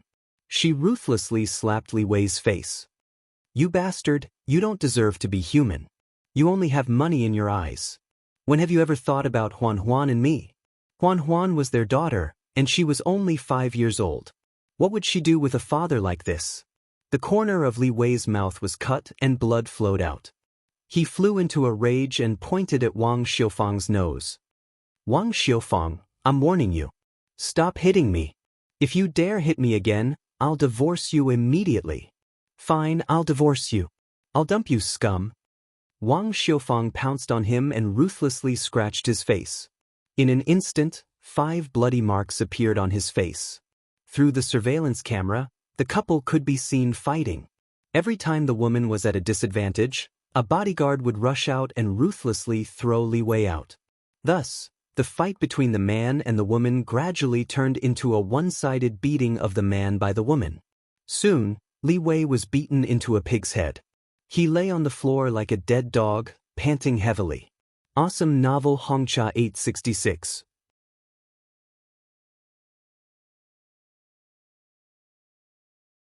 Chapter 817. The owner of the casino, Mike, couldn't be bothered to look at Li Wei's cowardly face. He turned his head to look at the mysterious woman beside him. She was wearing a long black dress and had long curly hair. A pair of large sunglasses covered half of her face, revealing only her flame-like red lips. She was like a poisonous poppy flower, emitting a fatal charm from head to toe. Mike was very curious about this young woman who had come looking for him. If she hadn't told him that Li Wei would escape with a sum of money, they would have lost a huge sum of money. He raised his eyebrows and said, "Miss, other than the 200,000 that Li Wei brought, he still owes us 300,000. Do you really intend to pay this debt on his behalf?" Jiuqi said indifferently, "I can give you the 300,000, but I have 3 requests." "Please speak." "Firstly, I don't want a second person to know of my existence. Secondly, let go of Wang Xiufang and her daughter. Thirdly, cripple Li Wei's hands." Being able to run a casino, Mike naturally wasn't a mediocre person. He could tell that the other party had a strong background and had no intention of offending her. In this line of work, it was always better to have more friends than more enemies. Therefore, he agreed to Jiuqi's conditions without hesitation.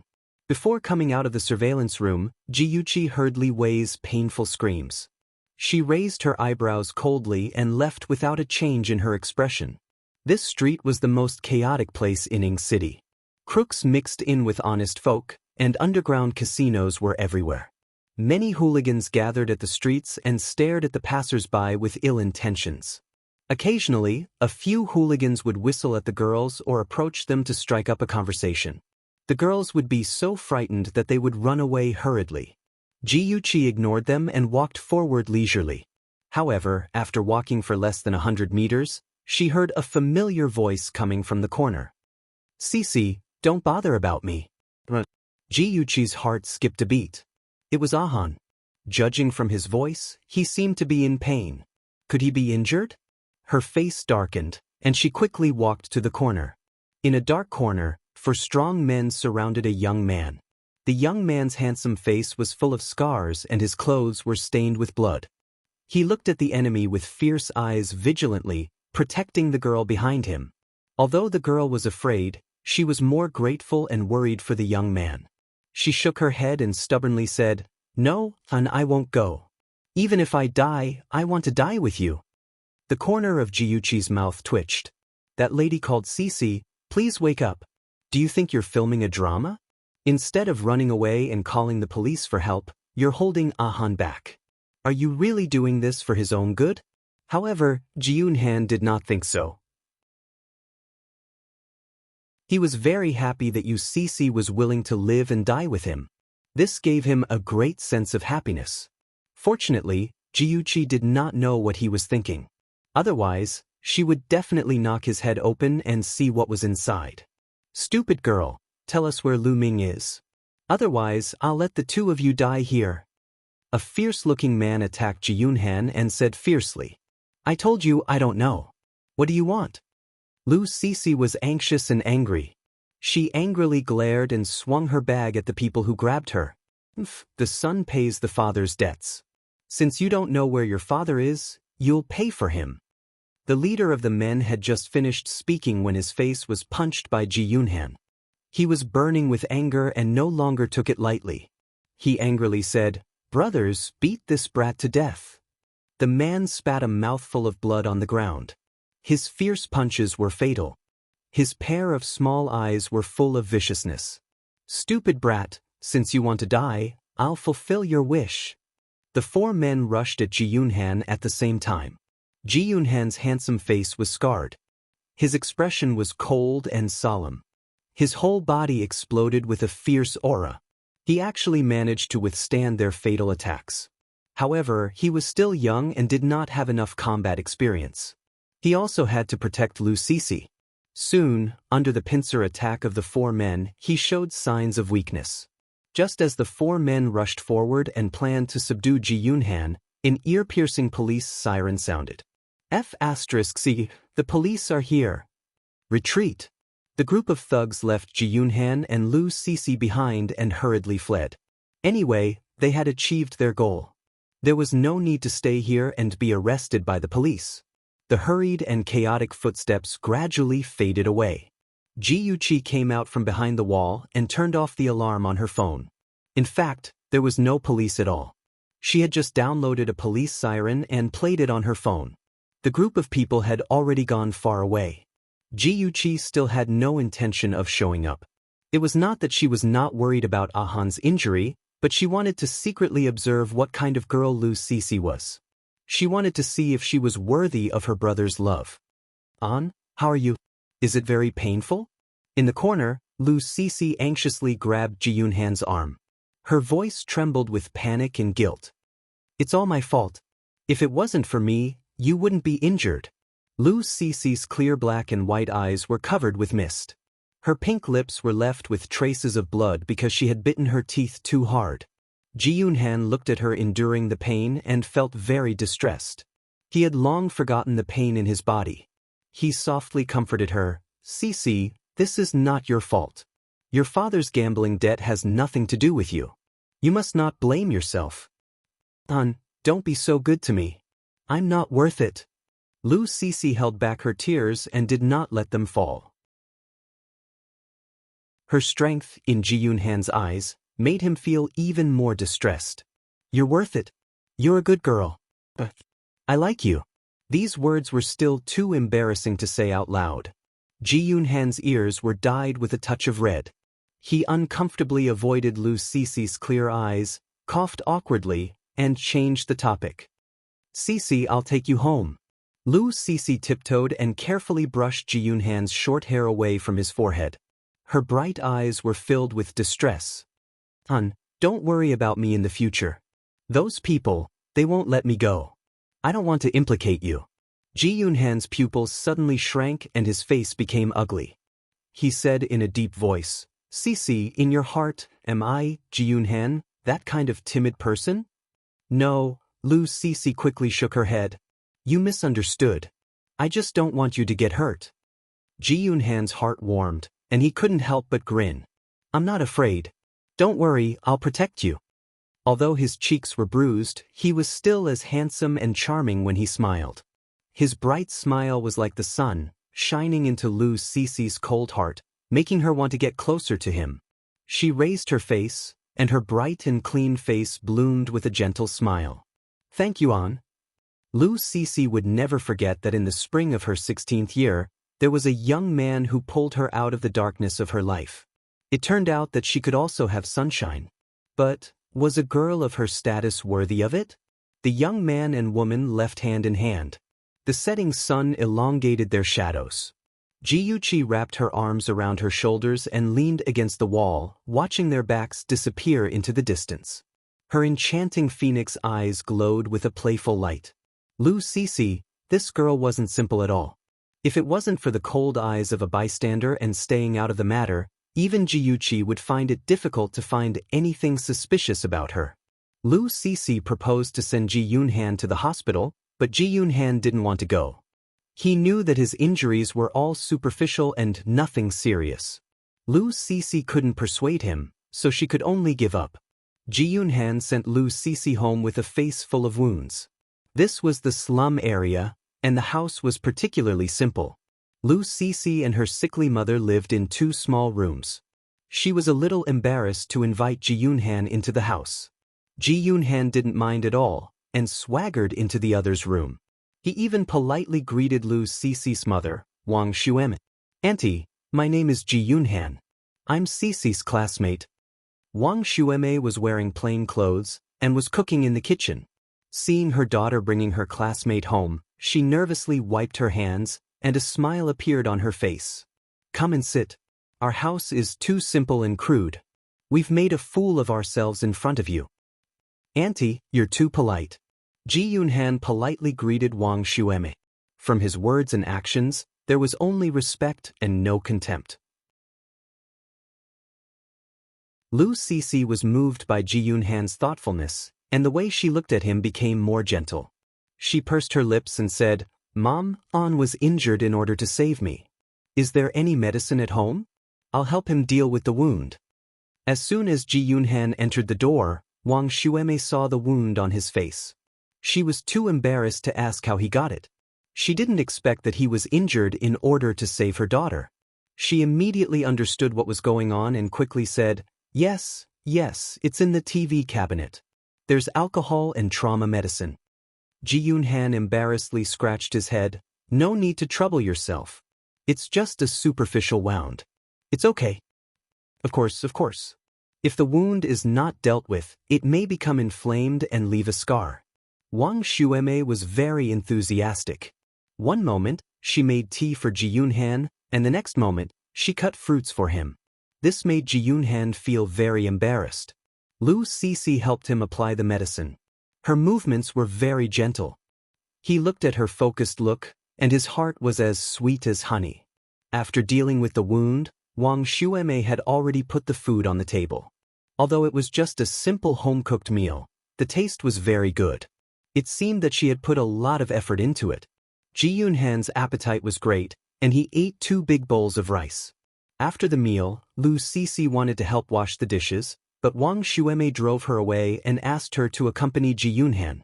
Ji Yunhan saw that it was getting late, so he didn't want to stay any longer. He said goodbye, and Wang Xuemei asked Lu Sisi to send him out of the alley.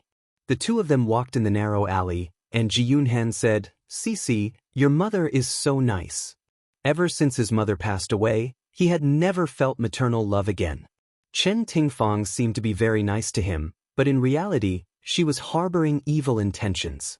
Of course, he couldn't treat her as his mother, and he couldn't feel maternal love from her. Lu Sisi knew about his family situation. She looked up at his arrogant profile and hesitated for a bit. In the end, she held his right hand and expressed her concern with her actions.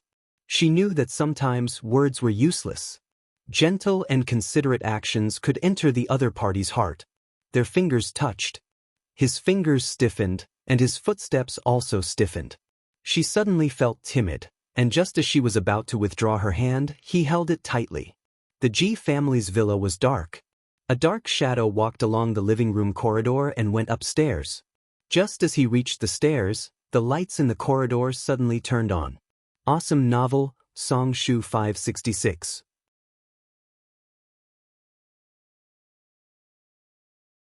Chapter 8:18. Ji Yunhan was startled by the sudden light. Just as he was about to hurry back to his room, Ji Yuqi opened the door and walked out in her pajamas. He laughed dryly. "Sis, it's so late.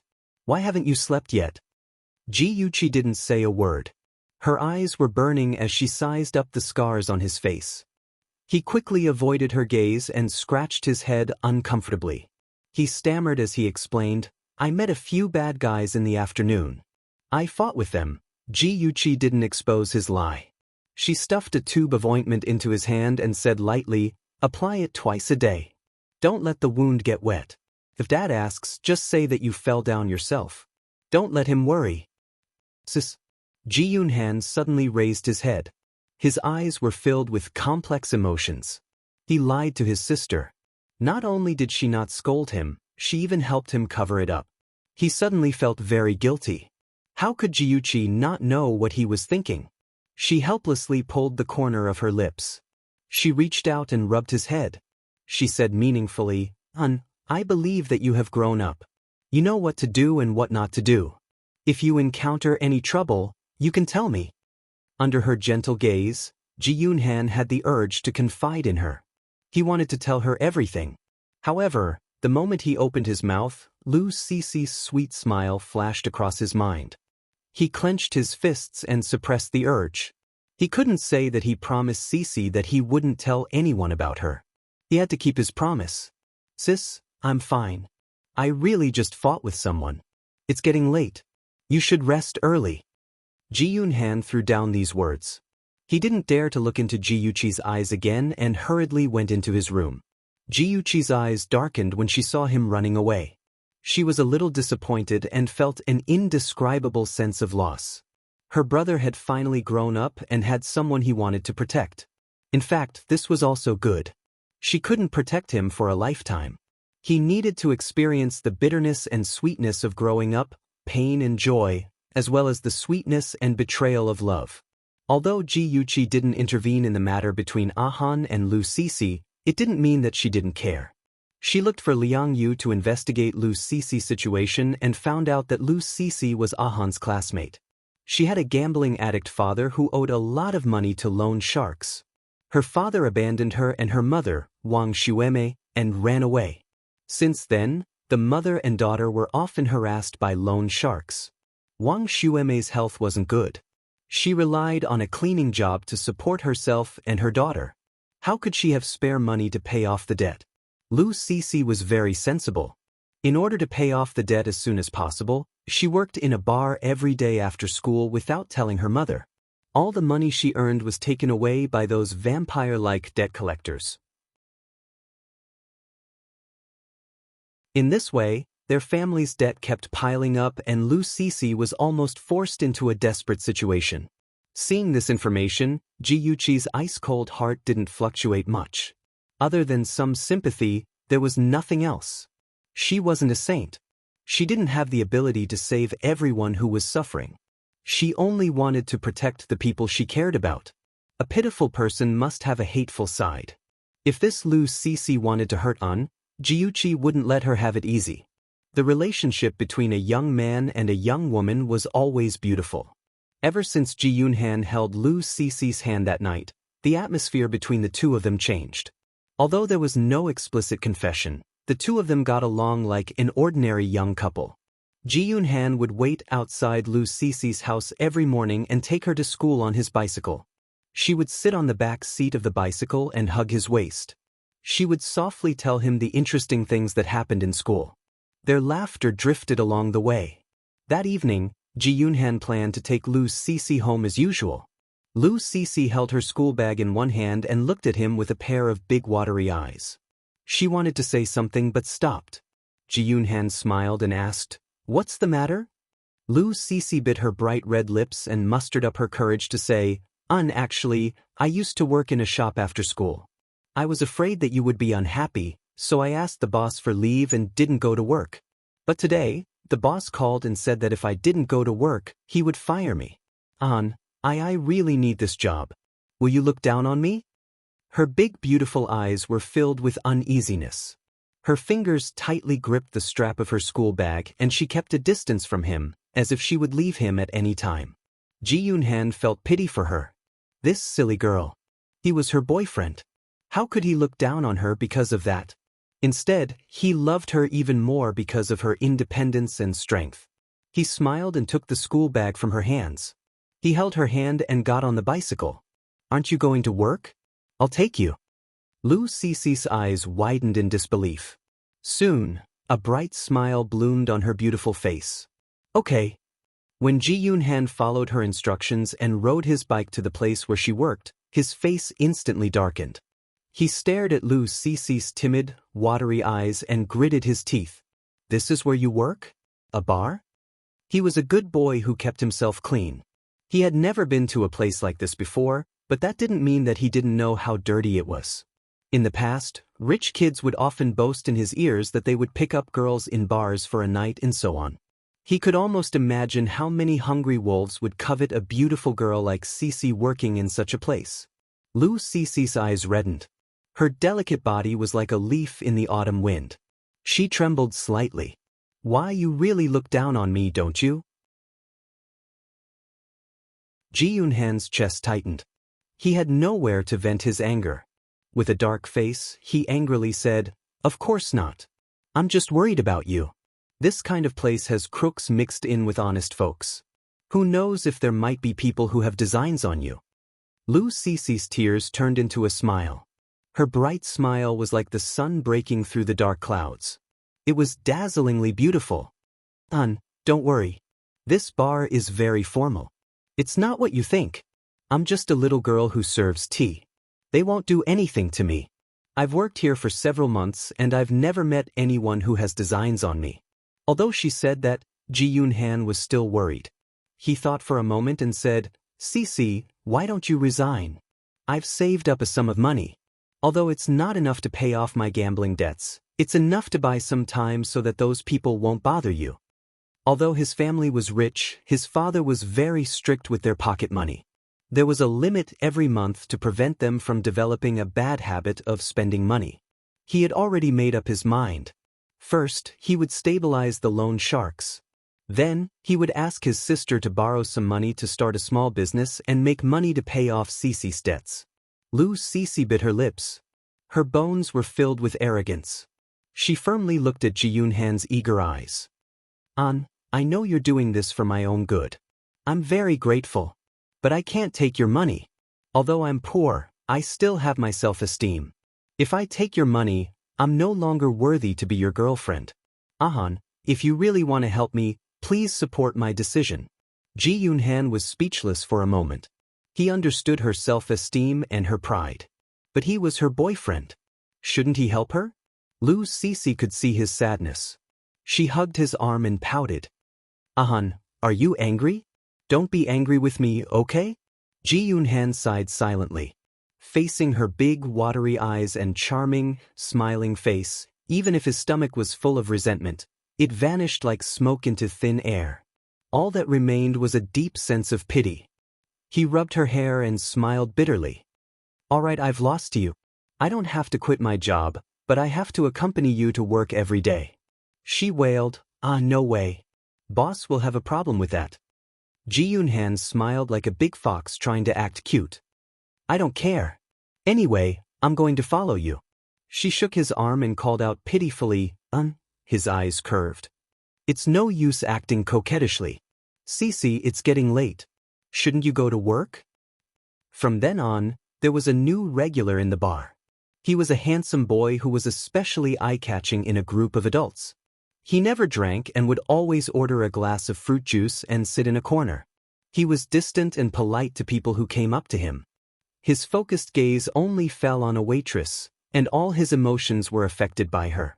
Lu Cece knew that Ji Yunhan had been watching her. She was used to being followed by his scorching gaze wherever she went. Occasionally, she would turn back and smile in his direction. The two of them were separated by a distance, but their hearts seemed to be linked as they smiled at each other. A man who spoiled the scene suddenly barged into the beautiful scene. He was dressed in a white collar and was well-dressed. He grabbed Lu Cece's wrist, his fingers caressing her fair and delicate skin. The smile on his face was ambiguous and wretched. Little girl, how old are you? Why are you working at such a young age? Lu Cece's cheeks were red. She struggled to pull her hand away. Sir, please show some respect. Little girl, don't be so rigid. If you're willing to be my girlfriend, I can let you enter my company. The salary will definitely be higher than now. The gentle-looking man's grip was especially strong. He pulled Lu Cece into his arms and whispered in her ear. They were like a pair of infatuated lovers. After all, Lu Cece was young and didn't have enough strength. She was imprisoned in his arms and couldn't break free. She was so anxious that her eyes were red and tears were about to fall. Just when she was at a loss, a handsome figure suddenly appeared and punched the man in the face. Let go of her, you bastard. Ji Yunhan's handsome face was full of anger. His eyes were burning with anger. He couldn't wait to skin the man who bullied Lu Cece. The gentle-looking man was in pain and subconsciously let go of Lu Cece. Lu Cece's face was full of tears. She threw herself into Ji Yunhan's arms. It's okay. I won't let anyone hurt you. Ji Yunhan hugged Lu Cece and patted her back. He glared at the man who was covering his cheek and said fiercely, Open your dog eyes and look carefully. Cece is my girlfriend. I'm warning you, don't have any ideas about her in the future. Otherwise, I'll beat you up every time I see you. Beauty novel, Xinwu 799.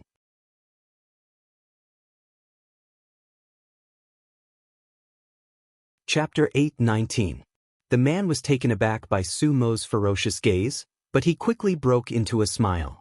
It's a misunderstanding, a misunderstanding. Little brother, if I had known earlier that this young lady was your girlfriend, I wouldn't have been so rude to her. Ji Yunhan snorted coldly. He hugged Lu Cece and turned to leave, no longer paying attention to the sanctimonious guy. After such an incident, Lu Cece lost control of her emotions and was not in the mood to go to work. Her boss was also very kind and did not force her to leave. He let her leave early to have a good rest and adjust her mood.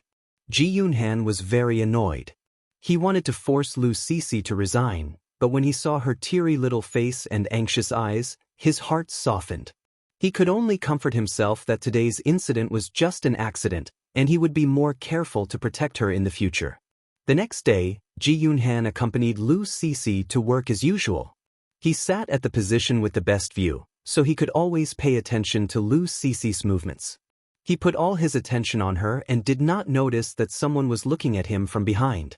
At a table not far from Ji Yunhan, 3 men sat in a circle. One of them, a young man with dyed blonde hair, lowered his voice and said, "Brother Zhe, is it that brat?" The man called Brother Zhe was the gentleman who took liberties with Lu Cece last night. He had a gentle smile on his handsome face, but his eyes were malicious and ruthless. "It's him. After fishing for so long, we can finally pull the line tonight." Another handsome man with a pair of peach blossom eyes raised his eyebrows and smiled slyly like a fox. "Tonight, we'll let that brat have a taste of our methods. Sigh, that's the most beautiful girl in Yiqingqing. He got lucky." Su Zhe narrowed his eyes and smiled. His eyes were terrifyingly cold as if they were dipped in poison. His voice was low and hoarse. "We want him to be drunk and never want to wake up again." As the saying goes, the mantis catches the cicada, unaware of the oriole behind. While the 3 of them were discussing how to deal with Ji Yunhan, in the monitoring room on the 2nd floor, an incomparably handsome man was listening to their plan. The 3 fools didn't know that someone had planted a bug under the table they were sitting at. Shenji's long and narrow eyes were as dark as the sea, and his handsome face seemed to be covered with a layer of frost. His slender fingers lightly tapped on the table, and his voice was cold. "Liang Yu," informed Qi. Liang Yu, who was standing behind him, respectfully replied, "Yes." He left the room and called Ji. These days he had been following her orders and following Ji Yunhan and Lu Cece, reporting their situation to her in a timely manner. However, he didn't expect that his boss would be interested as well and interfere. It seemed like their boss was deeply in love with Miss Ji. He was always thinking about her, but he didn't want her to know how much effort he had put in behind her back. Only Shinja and Aze were left in the monitoring room. Aze said expressionlessly, "Young master, if you help solve this, you will win the favor of your future brother-in-law." Shenji's charming almond-shaped eyes softened, and he said lightly, "Qi prefers to do things herself. He wouldn't do things that she didn't like. Moreover, he loved Qi. What did it have to do with others?" That tenderness flashed by so quickly that Aze thought he was seeing things. Aze's face was wooden as he complained in his heart, "Young master, is it really okay for you to be so henpecked? Miss Ji, your brother is in trouble. Hurry and come to the night charming bar." Ji Yuqi was coming out of the library when she received Liang Yu's call. When she heard his words, her heart almost stopped beating. She said anxiously, "Tell me clearly, what happened to my brother?" "The person who flirted with Lu Cece last night is called Su Zhe. He's a young master from a small gang. He found a few people to deal with your brother." Liang Yu explained briefly, then urged Ji Yuqi to hurry over. Ji Yuqi grabbed her handbag with one hand and ran around the campus without caring about her image. Her mind was spinning quickly. She was worried about Ji Yunhan's safety, and at the same time, she was analyzing Lu Cece's role in this matter. Was it her? Was she the one who wanted to harm Ahun? Yuqi, just as Ji Yuqi was running for her life, a tall and strong figure blocked her way. Tang Feng was wearing a black suit. He was tall and handsome, like a pine tree standing proudly. He exuded an intimidating aura. His dark eyes were fixed on Ji Yuqi, and there were complicated emotions surging in his eyes. He seemed to be anxious and passionate at the same time. He stood in front of her and had no intention of avoiding her. Ji Yuqi had no choice but to stop running. She stared at him expressionlessly. "What's the matter?" This was the first time the 2 of them had met after the birthday party. She was like a delicate iris flower, rushing into his sight.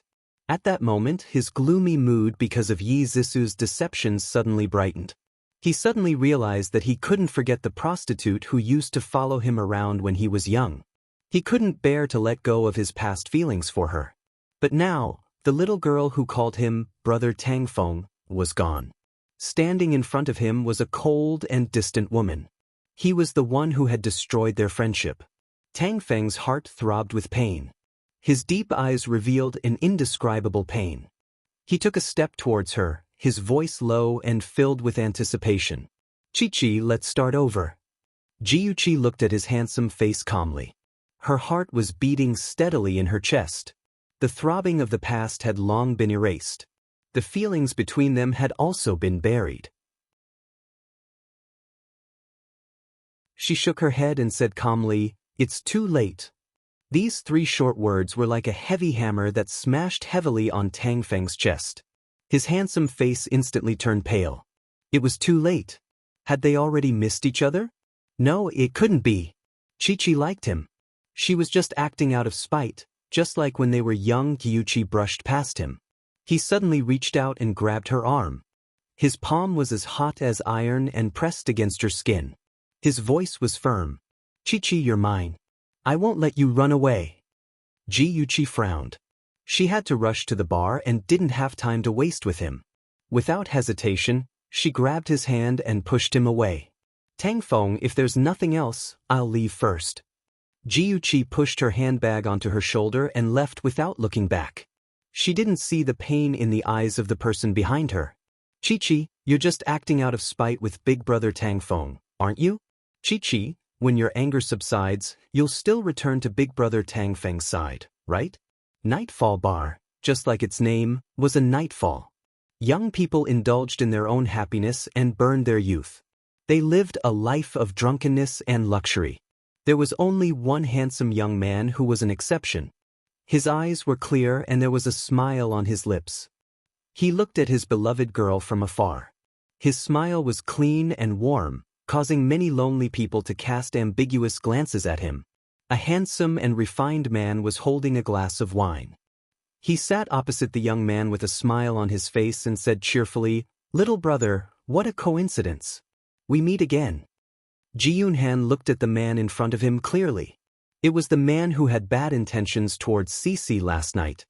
He frowned in disgust and said, "Why is it you again?" Suja smiled sincerely, "Little brother, my name is Suja. I'm here to apologize to you. It was my fault last night. You're a magnanimous person, please don't hold it against me. Come, let me propose a toast to you. Please forgive me for my rudeness last night." Suja picked up the glass and drank it in one gulp. He was full of pride and his eyes were sincere. Although Ji Yunhan didn't like his frivolous behavior, it was better to have one more friend than one more enemy. Moreover, if he was on good terms with Suja, he wouldn't be able to make things difficult for Cece in the future.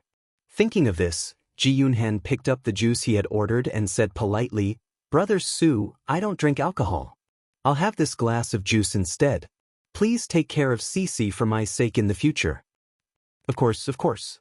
I, Suja, don't have much, but I have a lot of friends. Little brother, don't worry. I'm sure no one will dare to bully your little girlfriend in the future." Suja looked gentle and refined, but his every movement was full of heroic spirit. He was like a hero of the underworld.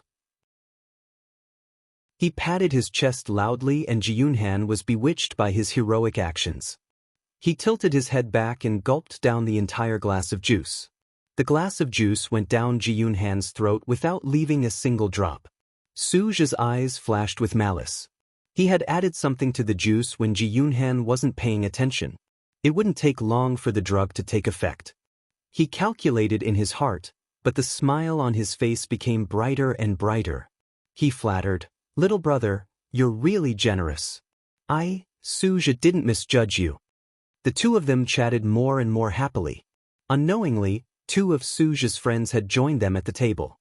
Ji Yunhan was in high spirits and didn't pay attention to them. 10 minutes later, he suddenly felt a little uncomfortable. His head was dizzy and the shadows in front of him blurred. He held his forehead with one hand and his eyes were in a daze. His body swayed and he almost fell onto the table. Suja hurriedly supported his shoulders and asked worriedly, "Little brother Ji, are you okay? Are you feeling unwell?" The shadows in front of him became more and more blurred. Ji Yunhan shook his head hard and tried to wake up, but his head was even dizzier.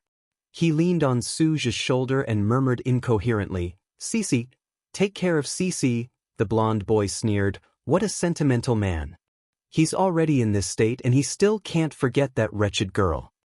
Su Zhe glanced at him, his cold eyes full of warning. The blonde boy immediately stopped talking and smiled. Brother Zhe, there are too many people here. Let's hurry up and get him out of here. Su Zhe and the blonde-haired man carried Ji Yunhan and walked out of the bar. Another man with peach blossom eyes walked in front to clear the way. Lu Sisi saw the four of them leaving and subconsciously took a step forward to chase after them. But in the next moment, her movements froze. Her face was pale and her fingers dug deep into her palms. Her misty eyes were full of hatred. Su Zhe and the other two men brought Ji Yunhan to the hotel opposite the bar.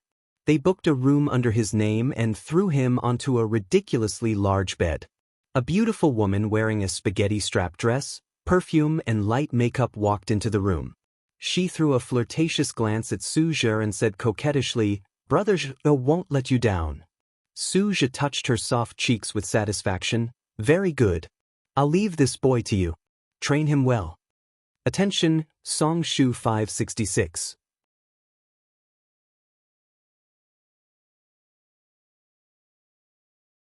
Chapter 8:20. Ji Yunhan laid on the bed without any resistance. Although he was in a daze, he managed to stay conscious due to his strong willpower. That was why he was able to hear their conversation. He finally understood that Su Zhe was the one who had caused him to become like this. He hated himself for being so careless and falling into their trap so easily. Sisi, would they harm Sisi?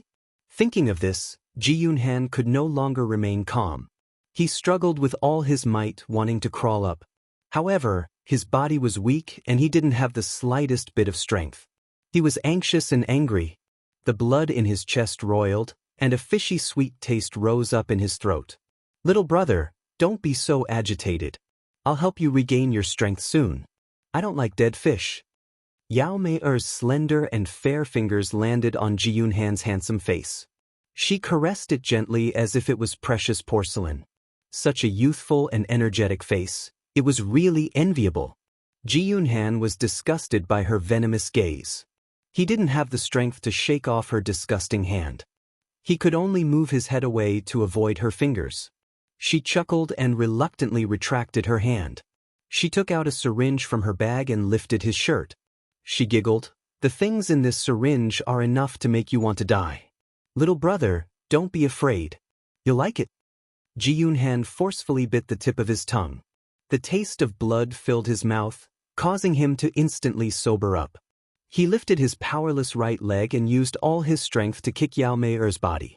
Yao Mei was momentarily caught off guard and was kicked to the floor. The syringe in her hand also fell to the ground. Her gentle smile instantly changed color and her beautiful cheeks twisted in anger. "You damned brat. See if I don't properly deal with you." She picked up the syringe and elegantly tidied her messy hair. She walked towards Ji Yunhan. The moment she stabbed the syringe into Ji Yunhan's arm, the door was kicked open. She turned around in surprise and saw a red object flying towards her head at an extremely fast speed. Before she could react, the object had already hit her forehead. Blood immediately flowed out. Her vision turned black and her body softly fell to the ground. Ji Yuqi stood at the door. Seeing that although Ji Yunhan was in a sorry state, his clothes were still intact, she finally breathed a sigh of relief. Her cold gaze quickly scanned the room, and she found a camera in the corner of the ceiling. Her expression became increasingly cold, and she quickly took off her jacket and threw it at the camera. She hung it on the lens, blocking the view of the people hiding behind the camera. She walked to Ji Yunhan's side and saw the syringe in his arm. Her pupils suddenly shrank and her heart almost stopped beating. It wasn't until she confirmed that the liquid in the syringe wasn't injected into his body that she relaxed her tense body. She removed the syringe from his arm and casually placed it in her trouser pocket. She wanted to keep it to test what was inside. She patted his cheek hard. "Ahan." Ji Yunhan seemed to hear a familiar voice. He tried his best to open his eyes and wanted to speak, but he didn't have the strength. He could only make muffled noises. Ji Yuqi guessed that he was drugged and hadn't recovered yet. She pulled him up and carried him on her shoulder. Before she left, she didn't forget to pick up the weapon that attacked Yao Mei, her purse. Finally, she hid in the camera's blind spot and removed her jacket from the camera to cover her and Ji Yunhan. After Ji Yuqi carried Ji Yunhan away, the few people sitting in the hotel's surveillance room realized that something was wrong. They had already prepared to record a video of Yao Mei and Ji Yunhan having sex. They didn't expect that the surveillance camera would be covered by something. They thought that Yao Mei had changed her mind at the last minute and didn't want to show off in front of the camera. Su Zhe hurriedly dialed Yao Mei's number, but no one picked up. It was only when they saw a woman carrying a man whose head and face were covered on the surveillance camera that they realized something was amiss. They couldn't see her face, and she was carrying a man whose head and face were covered. Su Zhe was furious. He ordered his subordinates to chase after Ji Yunhan and the mysterious man while he rushed to Yao Mei's room. Yao Mei was lying on the floor with blood all over her face. Su Zhe touched her nose to check if she was still breathing. He immediately called for an ambulance. He still had a use for this woman's life.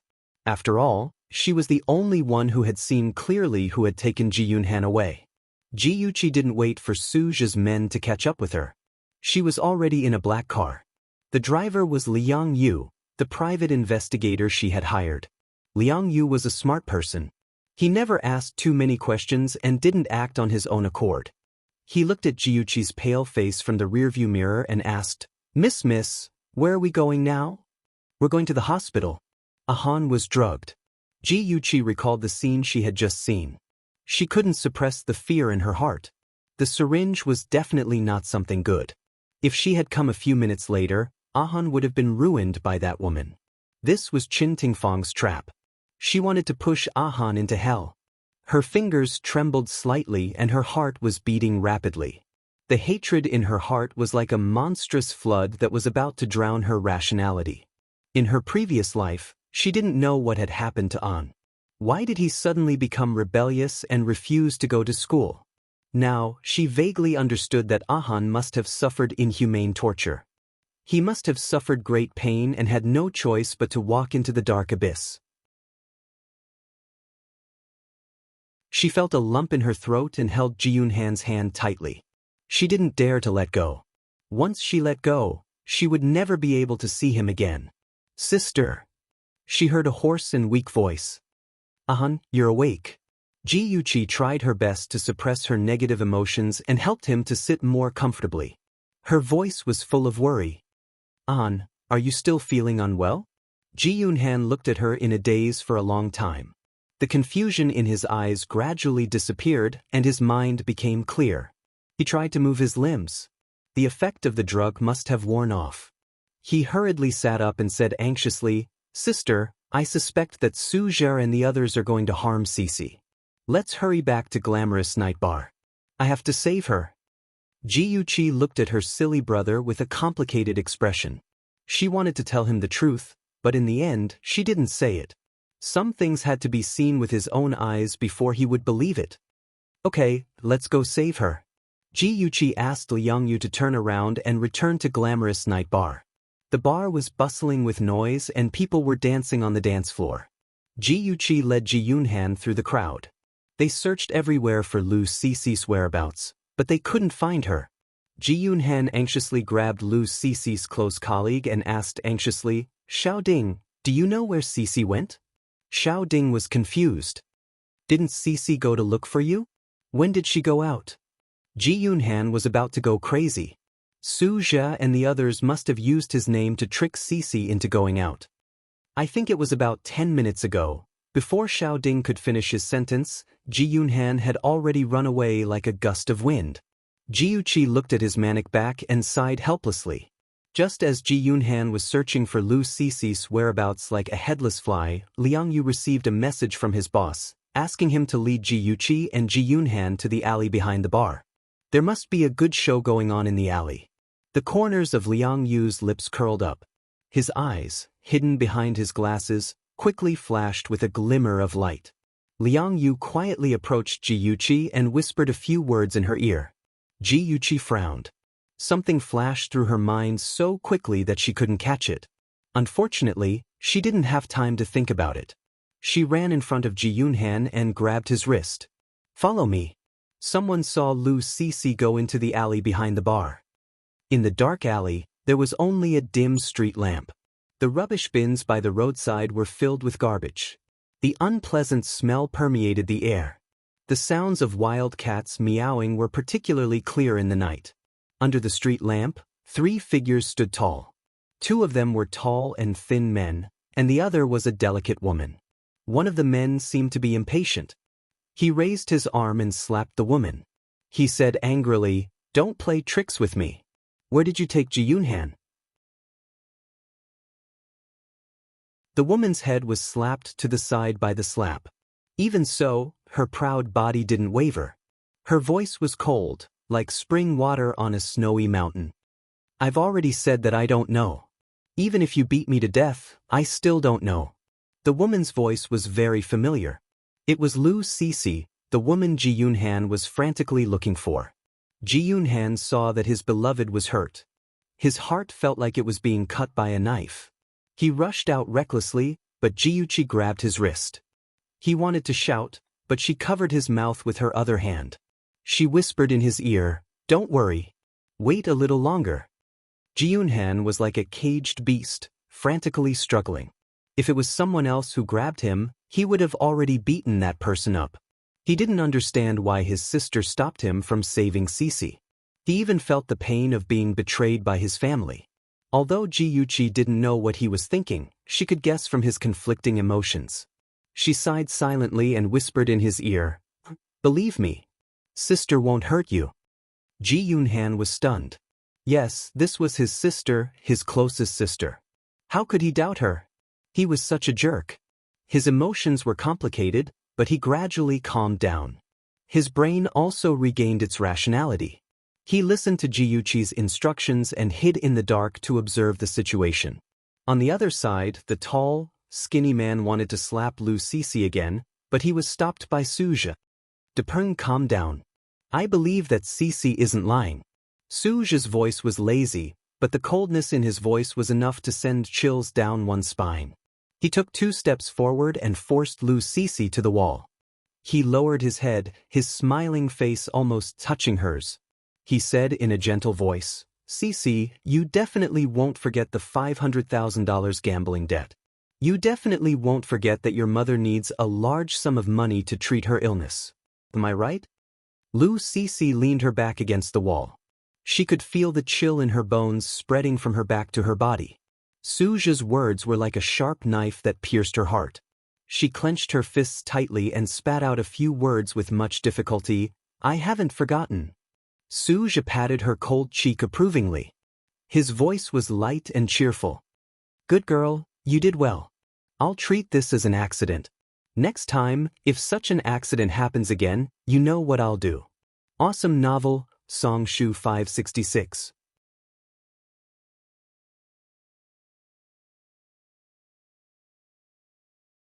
Chapter 821. Lu Cece lowered her head, her long eyelashes trembling. She replied blankly, "Yes." "Very good." Suja stroked her hair like a puppy and laughed softly. "Continue to do what you should do, don't let that kid get suspicious." She still responded blankly, "Yes." The sound of footsteps gradually faded away, only Lu Cece's shadow was left under the street lamp. She lowered her head, her thin shoulders trembling slightly. Soon, a pool of liquid gathered at the place where she was standing. Ji Yuqi retracted her gaze and released the hand that was covering Ji Yunhan's mouth. Her fingers were wet, it was Ahan's tears. After knowing that Lu Cece had betrayed him, Ji Yunhan was like a mad beast, trying to break free from her imprisonment. She used all her strength to subdue him. Later, she felt hot tears falling on her fingers, drop by drop, as if they were falling on her heart. It was so painful, so painful. She hugged him and pressed his head on her shoulder, gently stroking his back, silently comforting him. She felt both pain and guilt in her heart. In fact, she had long found out that Lu Cece had a motive for getting close to Ahan, but she chose to hide it because she wanted to use this cruel method to force Ahan to grow up. Don't blame me for being selfish. I just want you to understand the dangers of the world. I just want you to understand the viciousness of Qin Tingfang and her mother. Otherwise, you will never grow up. I am not omnipotent, I can't protect you completely, so you have to learn to protect yourself. An, I'm sorry, I hurt your heart. In a place where Ji Yunhan couldn't see, Ji Yuqi's eyes lit up, but it quickly disappeared, like a meteor flashing in the sky. The youth's heart had been torn to shreds. One could well imagine the pain he felt. Ji Yunhan even felt that there was no point in living anymore. He curled up in a corner like his heart had died. His eyes were lifeless as he stared at the pitch-black night sky. He didn't respond to anything around him. His whole body was emitting a deathly stillness. Ji Yuqi was heartbroken. She began to wonder if she had done something wrong. After all, An was still a child. She shouldn't have forced him like this. However, she didn't regret it. If she was given another chance, she would still do the same. She didn't know how to comfort him. She could only hug him tightly, call his name over and over again, telling him that he still had his father and sister. They would never betray him, would never abandon him. Her gentle whispers had a soothing magic. He was gradually surrounded by warmth. He was like a lost child. He was lying in her arms. He was suppressing his sobs, his weak sobs, like an injured animal. It made her heart ache. It's okay, An. I'm here, a while later. Ji Yunhan's fluctuating emotions finally calmed down. The self-proclaimed man was crying happily on his sister's shoulder. This knowledge made his cheeks burn, and he moved his butt back embarrassedly. His voice was awkward and dry. Sand got into my eyes just now. Ji Yuqi's eyes were smiling. What an awkward, silly boy. She agreed rather seriously. I know. Ji Yunhan was amused by her serious look, but he had to hold it in. He pretended to be serious and cleared his throat. Sis, let's go home. But Ji Yuqi stood up, looked down at him, and stretched out her right hand in front of him. He looked up at her. He couldn't see her face clearly in the dark night, but he could imagine her gentle smile, and scenes of when he was young surfaced in his mind. Every time he fell down naughtily, his sister would stand in front of him and hold his hand. He grinned and put his hand in hers. She held it tightly, just like when they were young, and pulled him up from the ground. Sis, Thank you. Ji Yuqi laughed softly. Silly boy. The two of them walked side by side and disappeared into the alley. Ji Yunhan hesitated for the entire journey. When the car arrived at the Ji family's villa, he couldn't help but ask, Sis, did you already know? Ji Yuqi knew what he was referring to and didn't hide it from him.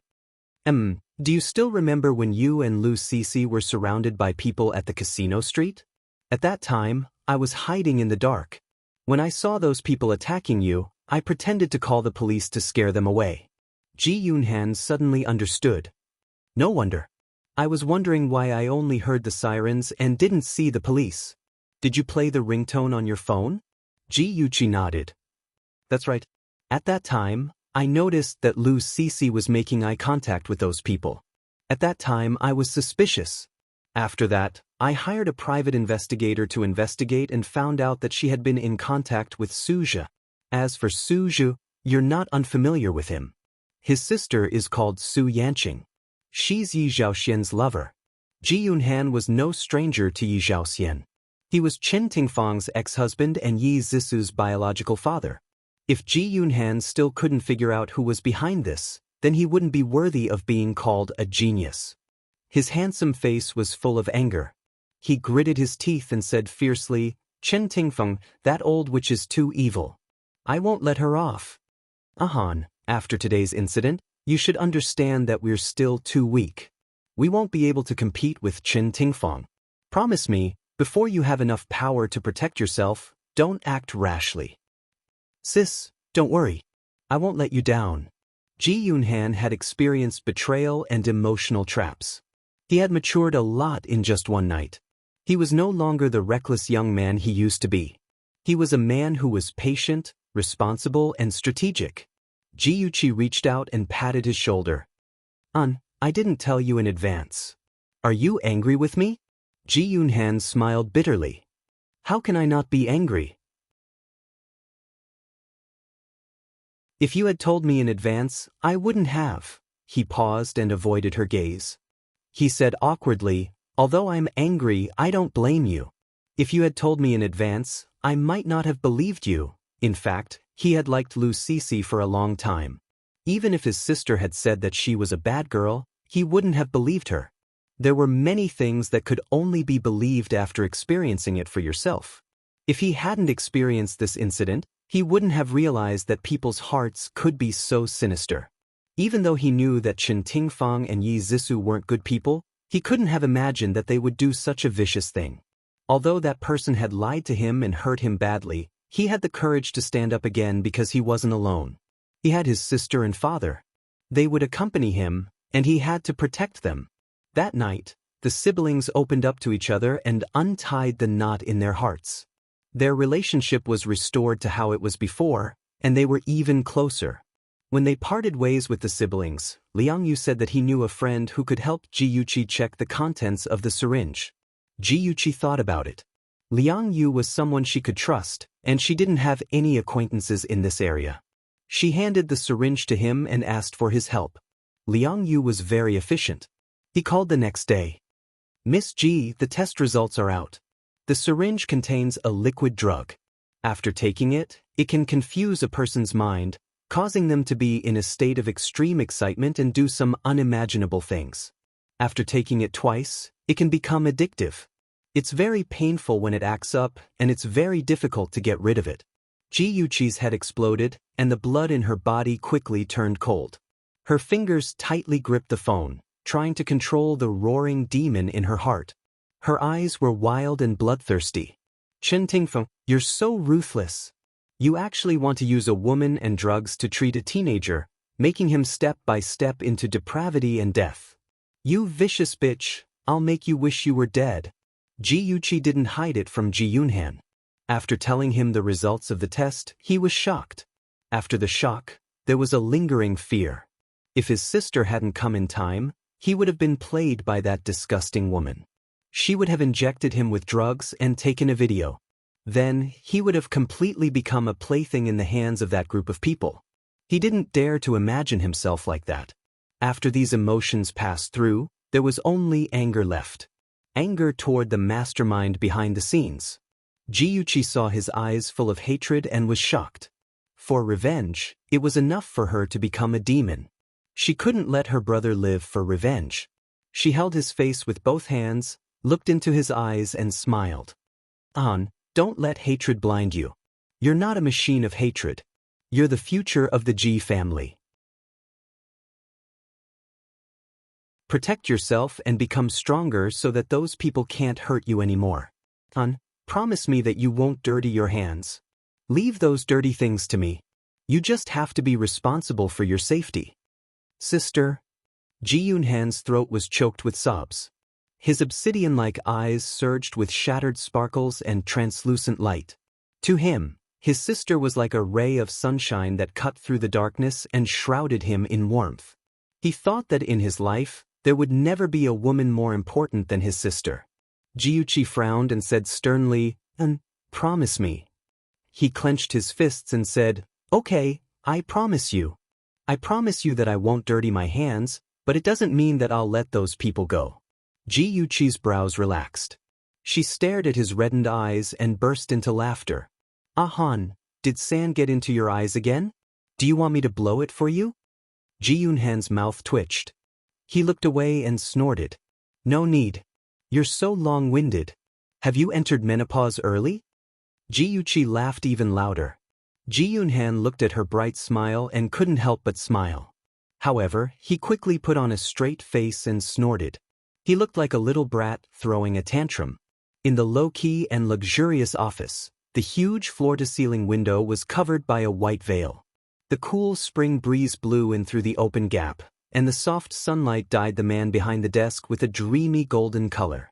His perfect facial features were pure and holy. His slender fingers gently tapped on the desk, and his deep eyes fell on the huge LCD screen on the wall. Although there was no expression on his handsome face, Liang Yu, who was on the other end of the screen, felt an inexplicable sense of majesty. Liang Yu coughed and put on a serious expression.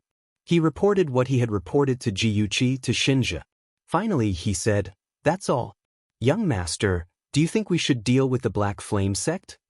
The Black Flame sect was a medium-sized sect in Ing City. It wasn't considered big, but it wasn't small either. The current leader was called Su Bingquan. He had a daughter and a son. The daughter was called Su Yanqing and she was Yi Zhaoxian's current lover. The son, Su Zhe, was the next leader of the Black Flame sect. Although he looked gentle and refined, he was actually a wolf in sheep's clothing. Come and see. Hongcha 866.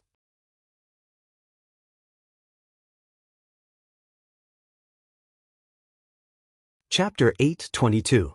Of course, Liang Yu did not ask this because he wanted to help the people, but because he was trying to figure out what Shinja was thinking. He guessed that Shinja would help Ji Yuqi in secret. But he guessed wrong this time. Shinja's eyes were calm without any ripples. His voice was clear and cold, just like a high and mighty god. No need. The Black Flame sect will be handed over to Chi-Chi for her to practice. Aze, send 2 people to protect Chi-Chi in secret. His gaze fell on Aze, who was standing in the corner like a block of wood. His cold gaze startled him. If she is hurt in the slightest, punish her according to the gang's rules. A crack appeared on Aze's wooden face. Although he said, yes, his heart was bleeding and crying. Young master, you've become bad. For that woman, you're going to use the gang's punishment. Sob sob sob sob. Ji Yunhan pretended not to know that Lu Sisi had lied to him. The next morning, he rode his bicycle to pick her up to school as usual. Lu Sisi's eyes flashed when she saw him. She asked tentatively, where did you go last night? After I delivered the wine to the guests, I couldn't find you. I called you but you didn't answer. Did something happen? Although Ji Yunhan pretended that nothing had happened on the surface, she was, after all, the girl he liked. How could he not feel uncomfortable in his heart? Faced with her hypocritical concern, that kind of discomfort was magnified several times. His fingers dug into his palms to control himself from revealing any flaws. Ahan. He did not speak. Lu Sisi panicked. Did he find out something? Ji Yunhan's deep gaze focused on her. He suppressed many of his complicated emotions. Finally, he pulled the corner of his lips and revealed a smile. I was drinking with a few friends last night and accidentally got drunk. When I woke up, I found that I was already home. It was already early in the morning. I was afraid to wake you up so I didn't call to tell you. I'm sorry for making you worry. Lu Sisi's face bloomed into 2 bright smiles. It's good that you're okay. All right, how did you get home? Ji Yunhan held his forehead with one hand and thought for a while. Then, he frowned and shook his head. I can't remember. In a daze, I think someone got me into a car, or maybe I stopped a taxi myself. I really can't remember. It's okay. If you can't remember, then don't think about it. It's getting late. Let's hurry to school. Although Lu Sisi was smart, she was still young and inexperienced. She couldn't see the complicated emotions hidden deep in Ji Yunhan's eyes. She still got along with him as usual. On the same day, Ji Yunhan sent Lu Sisi to work at the bar. He sat quietly in a corner with fewer people around. On the surface, he looked quiet and harmless, but in reality, his eyes flashed with the light of prey. He quietly searched for Su Zhe and his 2 subordinates. Unfortunately, the 3 of them did not appear for the entire night. Perhaps, they were also secretly observing him, trying to find out who had saved him last night. Ji Yunhan used the action of drinking coffee to hide the sneer on his lips. After waiting for 3 nights, his prey had finally appeared. Su Zhe saw him and revealed a happy expression. Little brother Ji, I didn't expect to see you again.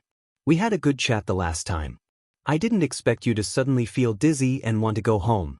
What a disappointment. Ji Yunhan laughed heartily. Brother Su, it's my fault. I want to treat you to a drink as an apology. I don't know if the 3 of you would like to do me the honor? The blonde and peach blossom eyes were Su Zhe's subordinates. They looked at Su Zhe subconsciously. Su Zhe laughed loudly. Sure, but you don't know how to drink. I can't bear the accusation of teaching them minor bad things. Ji Yunhan's handsome face flushed uncomfortably. He puffed up his cheeks and said with conviction, I'm already 16 years old. I'm considered an adult. Don't look down on me because I'm young. I can drink a lot. Brother Su, do you dare to drink with me? Su just smiled meaningfully. Why wouldn't I dare? If you can't outdrink me, you're not allowed to cry. Ji Yunhan's face turned red. He thickened his neck and said loudly, You're looking down on me. Let's see if you can still make fun of me after I drink you to the ground. After saying that, he waved his hand heroically. The bartender brought over a dozen beers and placed them on their table.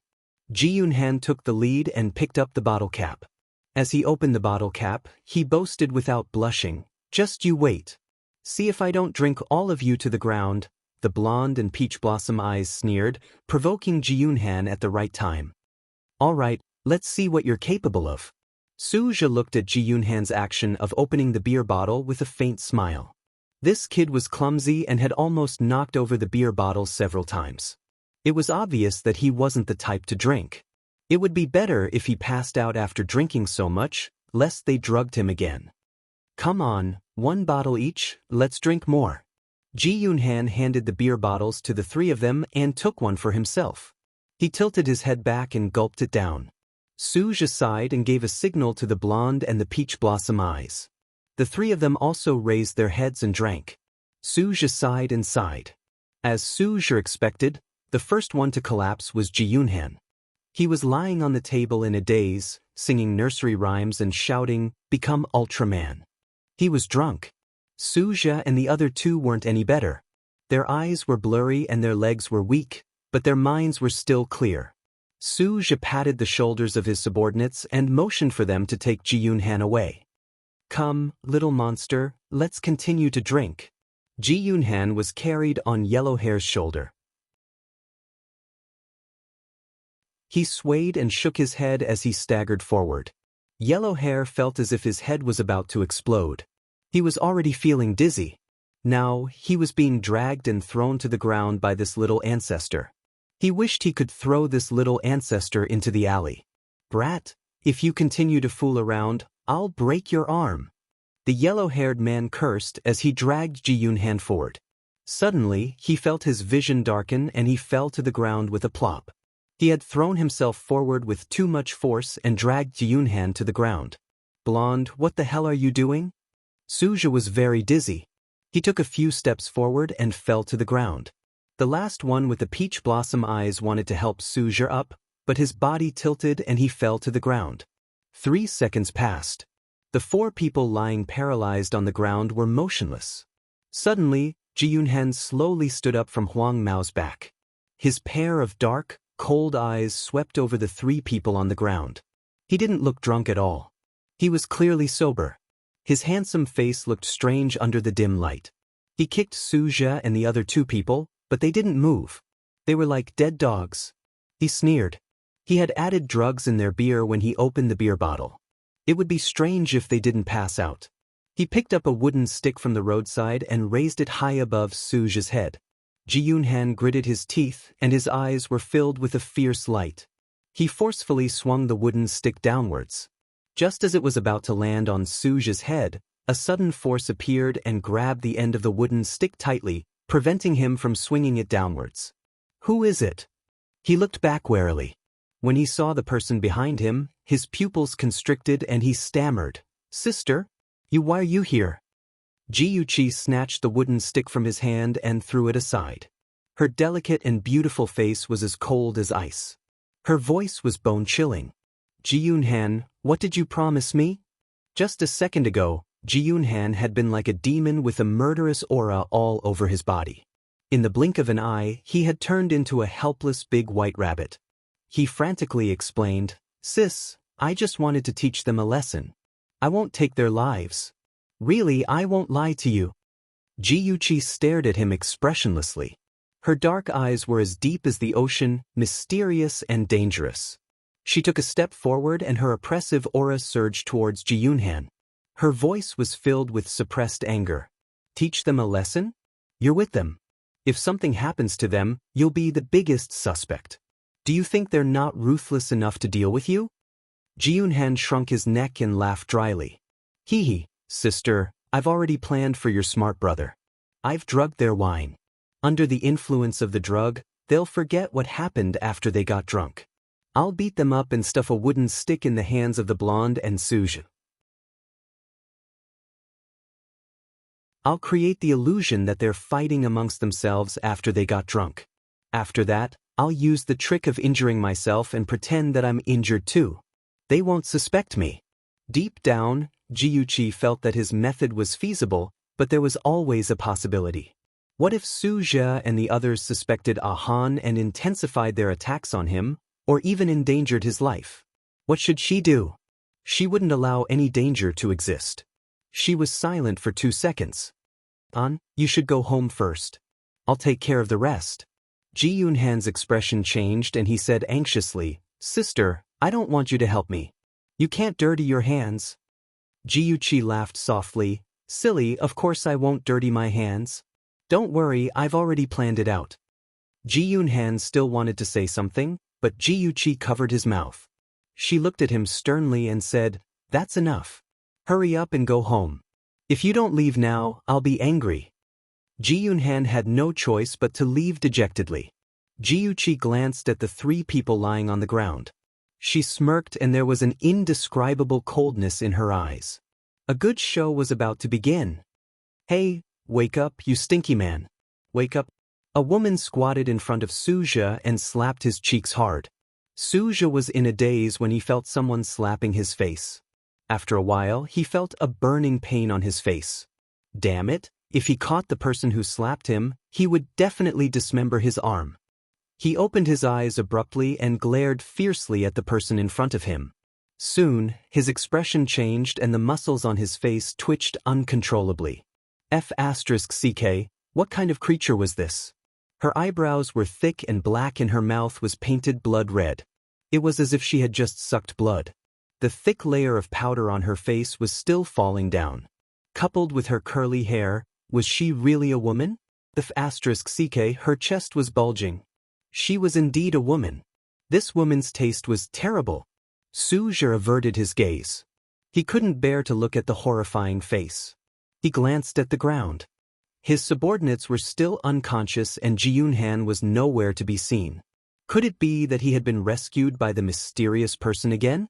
Hundreds of thoughts flashed through his mind, but his face remained cold. Why you here? Welfare, Songshu 566.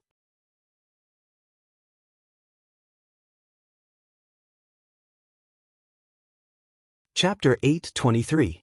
The woman crudely rolled her eyes, raised her chin and scolded, What's my name? Why should I tell you? This is my only way home. If I'm not here, where else can I be? I saw you 4 dead dogs lying on the road, so I kindly woke you up.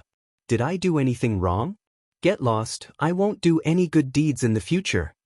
Suja's eyebrows twitched and the corners of his mouth twitched uncontrollably. He was sure that this vulgar and tasteless woman must be a prostitute. She exuded a vulgar aura from head to toe.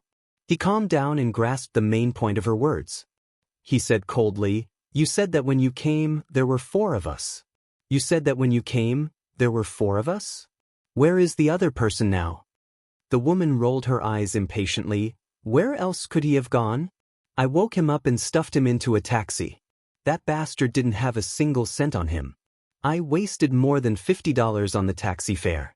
Hey, you're with him, aren't you? Hurry up and return the taxi fare to me. After she finished speaking, she stretched out her hand to ask for the taxi fare. Her long and fair fingers were the most attractive part of her body. Suja was extremely irritated. He blamed this woman for being nosy. It wasn't easy to get Ji Yunhan drunk, but he didn't expect her to let him go.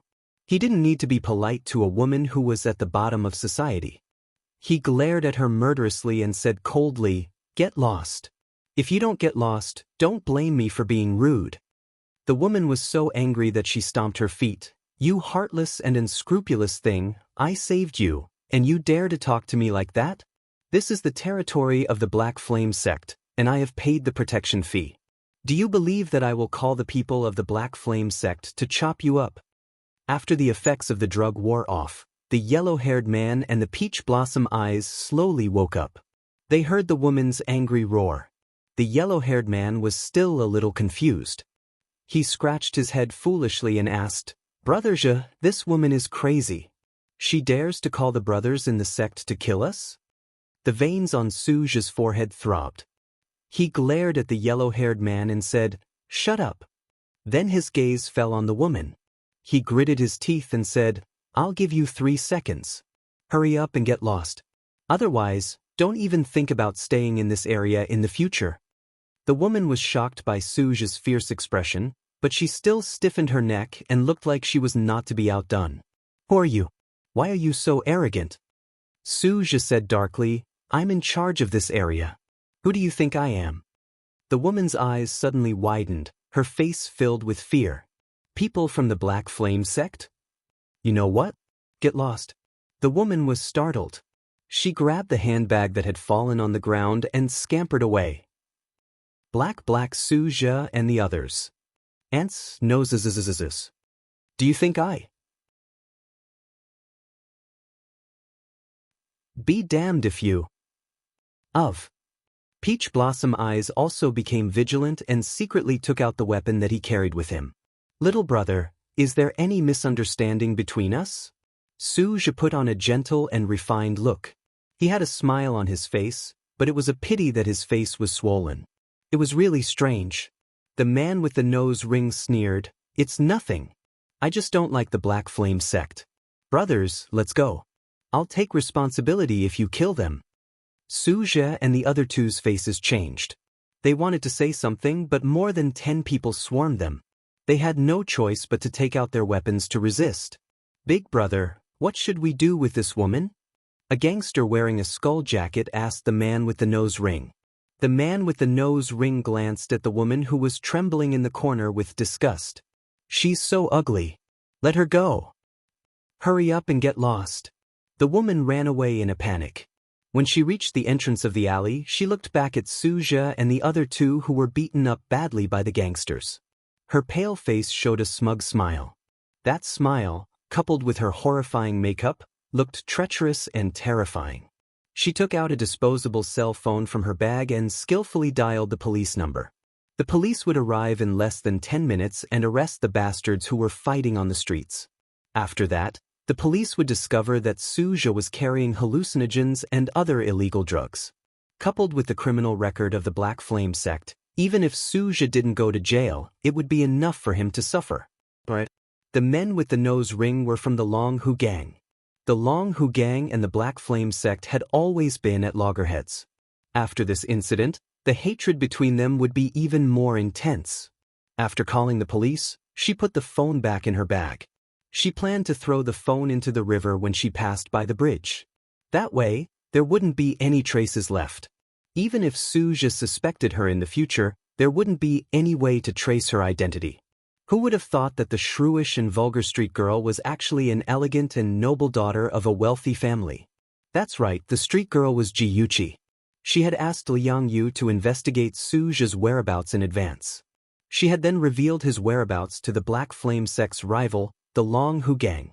Then, without caring about her image, she had disguised herself as an ugly woman and pretended to be a street girl. She would wake Su Zhe up and wash away the suspicion of Hun. She would stall for time and wait for the Long Hu gang to arrive. When the two gangs were fighting to the death, she would then take action and bring them to the police station. Ji Yuqi raised her eyebrows. She was quite confident in her plan.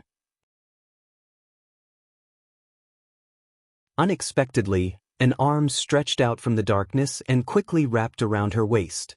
She was pulled behind a pile of obstacles. Ji Yuqi's heart skipped a beat, and she quickly threw a punch at the person behind her. A hand grabbed her fist, and a low, magnetic voice entered her ears. "Chi-Chi, did you have fun?" Ji Yuqi quickly stopped her attack and spoke quickly, "Why are you here? What did you see?" Shenja laughed softly, "I saw you teach those 3 bastards a lesson. It seems like Chi-Chi has the potential to be a tigress." Ji Yuqi felt as if she had been struck by lightning. Her body trembled slightly. He had seen everything. He had seen her ugly and vulgar appearance. He had seen her scheming and ruthless side. She pushed him away in a panic and covered her face with her hands. Her voice was sharp and there was a hint of fear in it. "Go away, don't look." "You didn't see anything, you didn't see anything," Chi-Chi, Shinja frowned. He didn't know what she was afraid of. He simply hugged the young woman who was backing away step by step and whispered, "The police will be here soon. Let's leave first." Shinja ignored her struggles and carried her in his arms. He strode towards the car parked on the street. 5 minutes passed and the two of them sat quietly in the car. They watched as the police arrived and took Suja, the man with the nose ring, and the others away. Shinja tapped his fingers on the steering wheel and turned his head to look at Jiyuchi. She had removed the makeup on her face and her fair cheeks were covered with a thin layer of frost. She was bright and cold like the moonlight. Her beautiful long and narrow eyes were deep and calm. She was terrifyingly calm. However, he could smell anger from her calmness. He felt helpless. This young woman had wrapped herself up tightly with a hard shell. She was resistant to anyone who tried to peel off her outer shell to get close to her heart. He felt an inexplicable heartache and wanted to pull her into his arms. However, his gaze met her cold face and he could only control himself. He smiled and asked, "Are you angry?" Jiyuchi snorted coldly, "You promised me that you wouldn't interfere in my affairs. What's the matter now? Are you following me?" "Who said that I was interfering in your affairs? I just missed you, so I tracked your location and came to look for you. Didn't you say that a man should take the initiative?" Shinja was calm and his expression was unbelievably gentle. He was a completely different person from the ruthless young Master Shin. Aze, who was sitting in the driver's seat, pursed his lips. Hey, young master, you've been secretly interfering in Miss G's affairs. Is it really okay for you to lie so shamelessly?" Jiyuchi thought of something and her face turned red. She glared at him fiercely. "You saw me make a fool of myself. Are you happy now?" Anyone who saw such a fierce and boorish woman would be traumatized. Shenja's obsidian-like eyes flashed with a smile. His slender fingers fell on her ear, tucking her drooping hair behind her ear. His fingers inadvertently rubbed her earlobe, and his voice was low and sweet. "Oh, I'm happy. It turns out that Chi-Chi has so many sides." Jiyuchi's face turned even redder as she felt the scalding heat from his fingers. She hurriedly tilted her head to the side to avoid his fingers.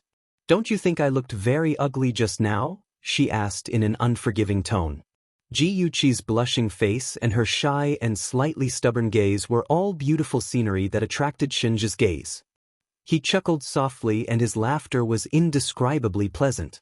Although the makeup is a little exaggerated, it has a different kind of charm. No matter how Chi-Chi dresses up, you're still beautiful. Could this be the so-called beauty in the eyes of the pure? Sitting in the front row, Aze thought of Jiyuchi's horrifying makeup and couldn't help but shiver. Jiyuchi also shivered. She stared at Shinja with a strange gaze and repeatedly said in her heart, "This guy isn't Shinja, this guy isn't Shinja." Shinja, who had turned into an evildoer again, she couldn't handle it. Why was her heart beating faster in her chest? Her eyes were round and her expression was strange. She was so cute that Shinja couldn't help but chuckle softly. Jiyuchi rolled her eyes at him and decided to ignore him. The enemy was too strong and she would definitely lose if she faced him head-on. So, she chose to ignore him. Shinja saw her angry look and felt more amused. His laughter became more joyful. Jiyuchi's eyebrows twitched. She slowly closed her eyes and spat out 2 words in her heart, "I'll endure it." "Chi-Chi, don't be angry." Accompanied by a low and magnetic voice, a finger poked her pink cheek. Aze saw his big boss poking Miss G's cheek with interest through the rearview mirror and felt uncomfortable. He firmly refused to admit that the man smiling like a wolf grandmother was his big boss. "Stop poking, it's going to break." Jiyuchi couldn't hold it in anymore. She suddenly opened her eyes and roared at the smiling man. The man looked serious. "It won't break. If you don't believe me, you can try mine." With that said, he grabbed her finger and guided her to poke his cheek. Jiyuchi was deeply shocked. "My God, please return that arrogant and domineering Shinja to me. This evildoer who can act cute and transform is too cruel." Reality proved that Jiyuchi couldn't resist Shinja who could act cute. She was abducted by him and Gigai made supper for him. Then she stayed in his guest room. Awesome novel, Shinwoo 799.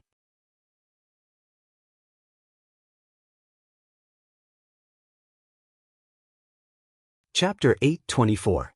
Even as she lay down to rest and stared at the ceiling, she was still sighing in her heart. Shenja's methods of manipulating her had become even better. In the next room, a certain man, who was being nagged by Jiyuchi, took out a small notebook called Love Notes that he always carried with him and started writing furiously. As the book says, women like cute things, and so does Chi-Chi. After he finished writing, he thought of something and added, Chi-Chi is cute when she's being unreasonable. Oh, she's also cute when she's angry. Ji-Yuchi finished showering and came out of the bathroom. Her cell phone suddenly rang and Ji-Yoon-han's anxious voice sounded. Sister, why aren't you back yet? Did something happen? Oh no, she had been so focused on fighting with Shinja that she had forgotten about this matter. She laughed dryly. I'm fine, I'm staying at a friend's house tonight. I won't be going back. Is it a guy or a girl? Ji-Yoon-han's voice suddenly became dangerous. Ji-Yuchi was speechless and hesitated whether she should lie. Ji-Yoon-han's exasperated voice sounded, You hesitated for a second, it must be a guy. Sister, you have a boyfriend again? What did he mean by having a boyfriend again? She had always been single. Ji-Yuchi coughed and hurriedly said, Don't make wild guesses, it's a girl. Oh yes, An, I sent Yi Zhaoxian and the other two bastards to the police station. You have to be careful during this period. I'm worried that Yi Zhaoxian will find someone else to deal with you. Ji-Yuchi tried to change the topic. Okay, I got it. Sister, you're really amazing. When you come back tomorrow, you must tell me how you did it. He changed the topic and returned to the previous topic. Sister, are you really staying at a girl's house? You're not lying to me? What a stubborn guy.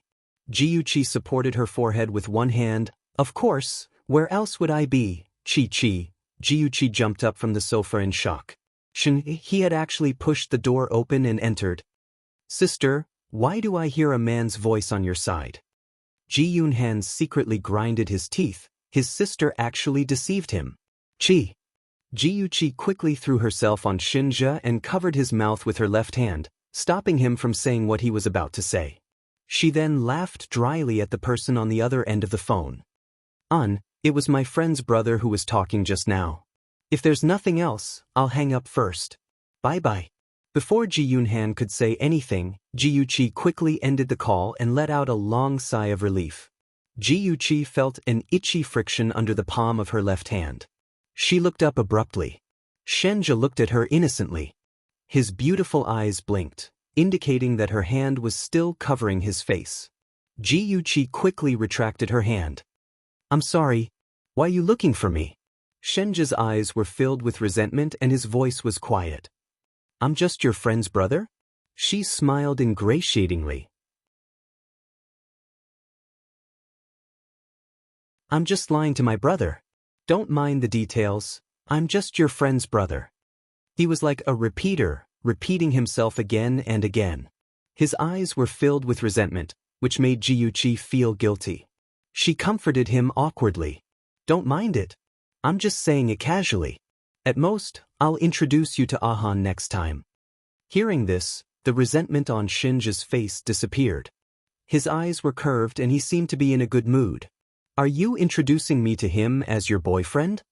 Ji-Yuchi opened her mouth and wanted to say something, but in the end, she didn't say anything. She smiled bitterly and said, Shinja, stop joking around. Let's be serious. Why were you looking for me just now? The smile on Shinja's handsome face gradually disappeared. His dark eyes stared deeply at her and the aura around him changed. He was cold and domineering. This was the Shinja that Ji-Yuchi was familiar with. He approached her and his tall and straight body made her feel oppressed. His gaze was focused and aggressive, and his expression was solemn and dignified. It was as if he was making an oath. He said slowly, Chi-Chi, let's date. I want to be your boyfriend and your husband. This was what he wanted to say to her when he came to her room in the middle of the night. His Chi-Chi was too beautiful. If he didn't make it clear early, he would regret it for the rest of his life when she was abducted by another man. He wanted her to understand that his feelings for her were serious. It wasn't ambiguous, Nor was it a joke. It was true love. Ji Yuqi trembled and stared at him in disbelief. How could it be? In her previous life, Jiang Tianhao only confessed to her the day before her wedding. Only then did she know that he had loved her for a long time. In this life, she even thought that he wouldn't like her because she was ugly. She didn't expect that he would still like her and confess to her so early. She shook her head. No, this wasn't logical. Things shouldn't be like this.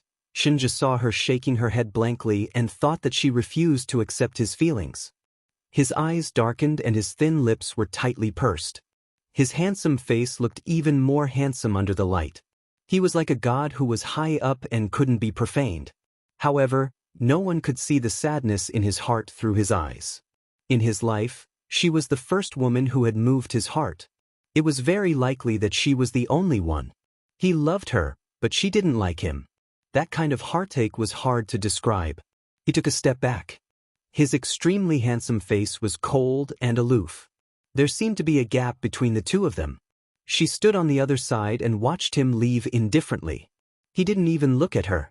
Ji Yuqi suddenly recalled the nightmare she had that night. He had also left her heartlessly just like that. A huge wave of panic suddenly surged from the bottom of her heart. It was like a tide that drowned her, suffocating her. With a bang, the door slammed shut. She was the only one left in the empty room. Her body was cold and her heart gradually lost its warmth. She squatted down and buried her head between her cold knees. She murmured as if in a dream, "Sure enough, you were just saying it." If it wasn't just saying it, why did he suddenly leave so heartlessly? Shinj, you won't come back, right? This is good. At least I won't be a burden to you. But why does my heart feel so uncomfortable? It's like someone has cut it with a knife. It hurts. The man in the world who was infinitely tolerant of her had finally left her. Was she going to face endless darkness alone again? Her knees were wet, and tears fell from between her fingers. They splashed onto the wooden floor and soon left a puddle of water on the floor. She didn't know how long she maintained this position. Eventually, she fell asleep in a daze. In her dream, someone gently picked her up from the ground. His broad and warm chest made her feel at ease. She subconsciously hugged the person and murmured in her sleep, "Shinja." Shinja lowered his eyes and stared at the little girl in his arms. She was as obedient as a kitten. Her usual disguise had been removed. Her two chubby paws were wrapped around his waist.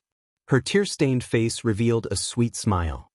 His slightly tensed lips relaxed a little. His deep eyes surged with complex emotions. He murmured, "Sure enough, I still can't let go. Since that's the case, why should I let go, Chi-Chi, in order to get you, even if I have to fight with the heavens, so what?" Ji Yuqi woke up leaning on the soft quilt. Seeing the unfamiliar room, she thought she was still in a dream. She closed her eyes and opened them forcefully.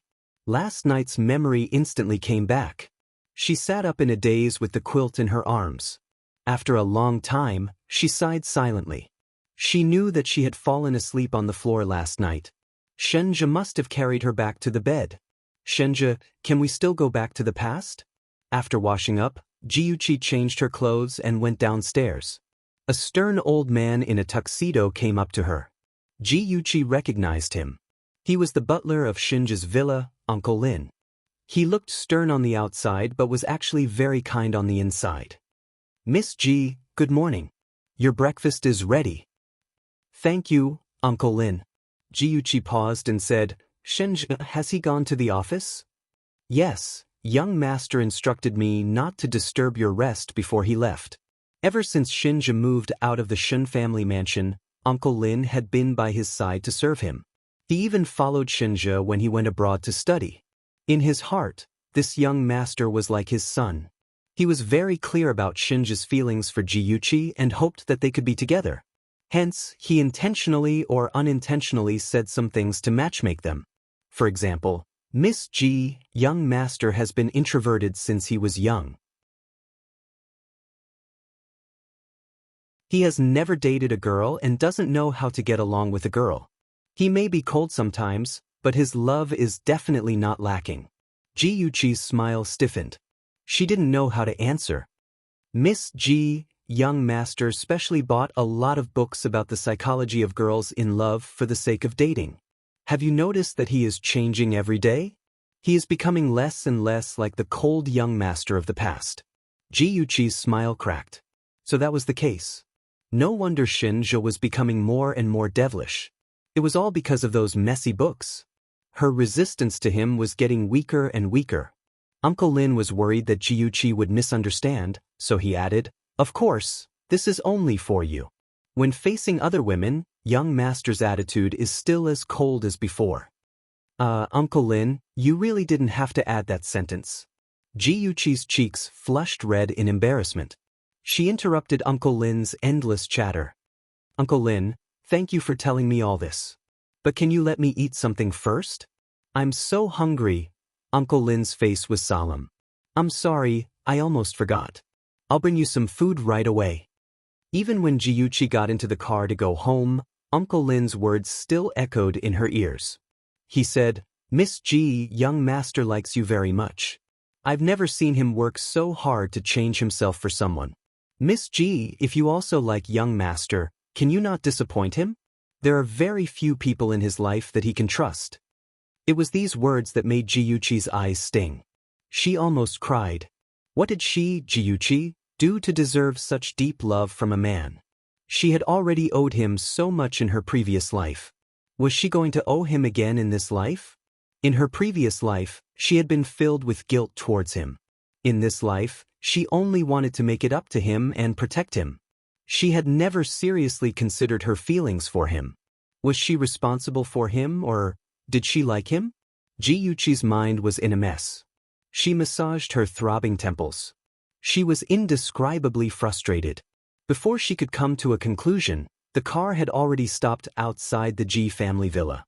After Ji Yuqi got out of the car, she thanked the chauffeur that Uncle Lin had arranged for her and walked slowly towards the door. Welfare, Song Shu 566. You're tuning in to the Passion Pages YouTube channel. We're so grateful for your support, and don't forget to subscribe to join us on this incredible journey through captivating stories. Your generosity through donations truly makes a world of difference, as it's the primary source of revenue that allows me to expand and enhance this channel for you. Thank you from the bottom of my heart for being a part of this adventure.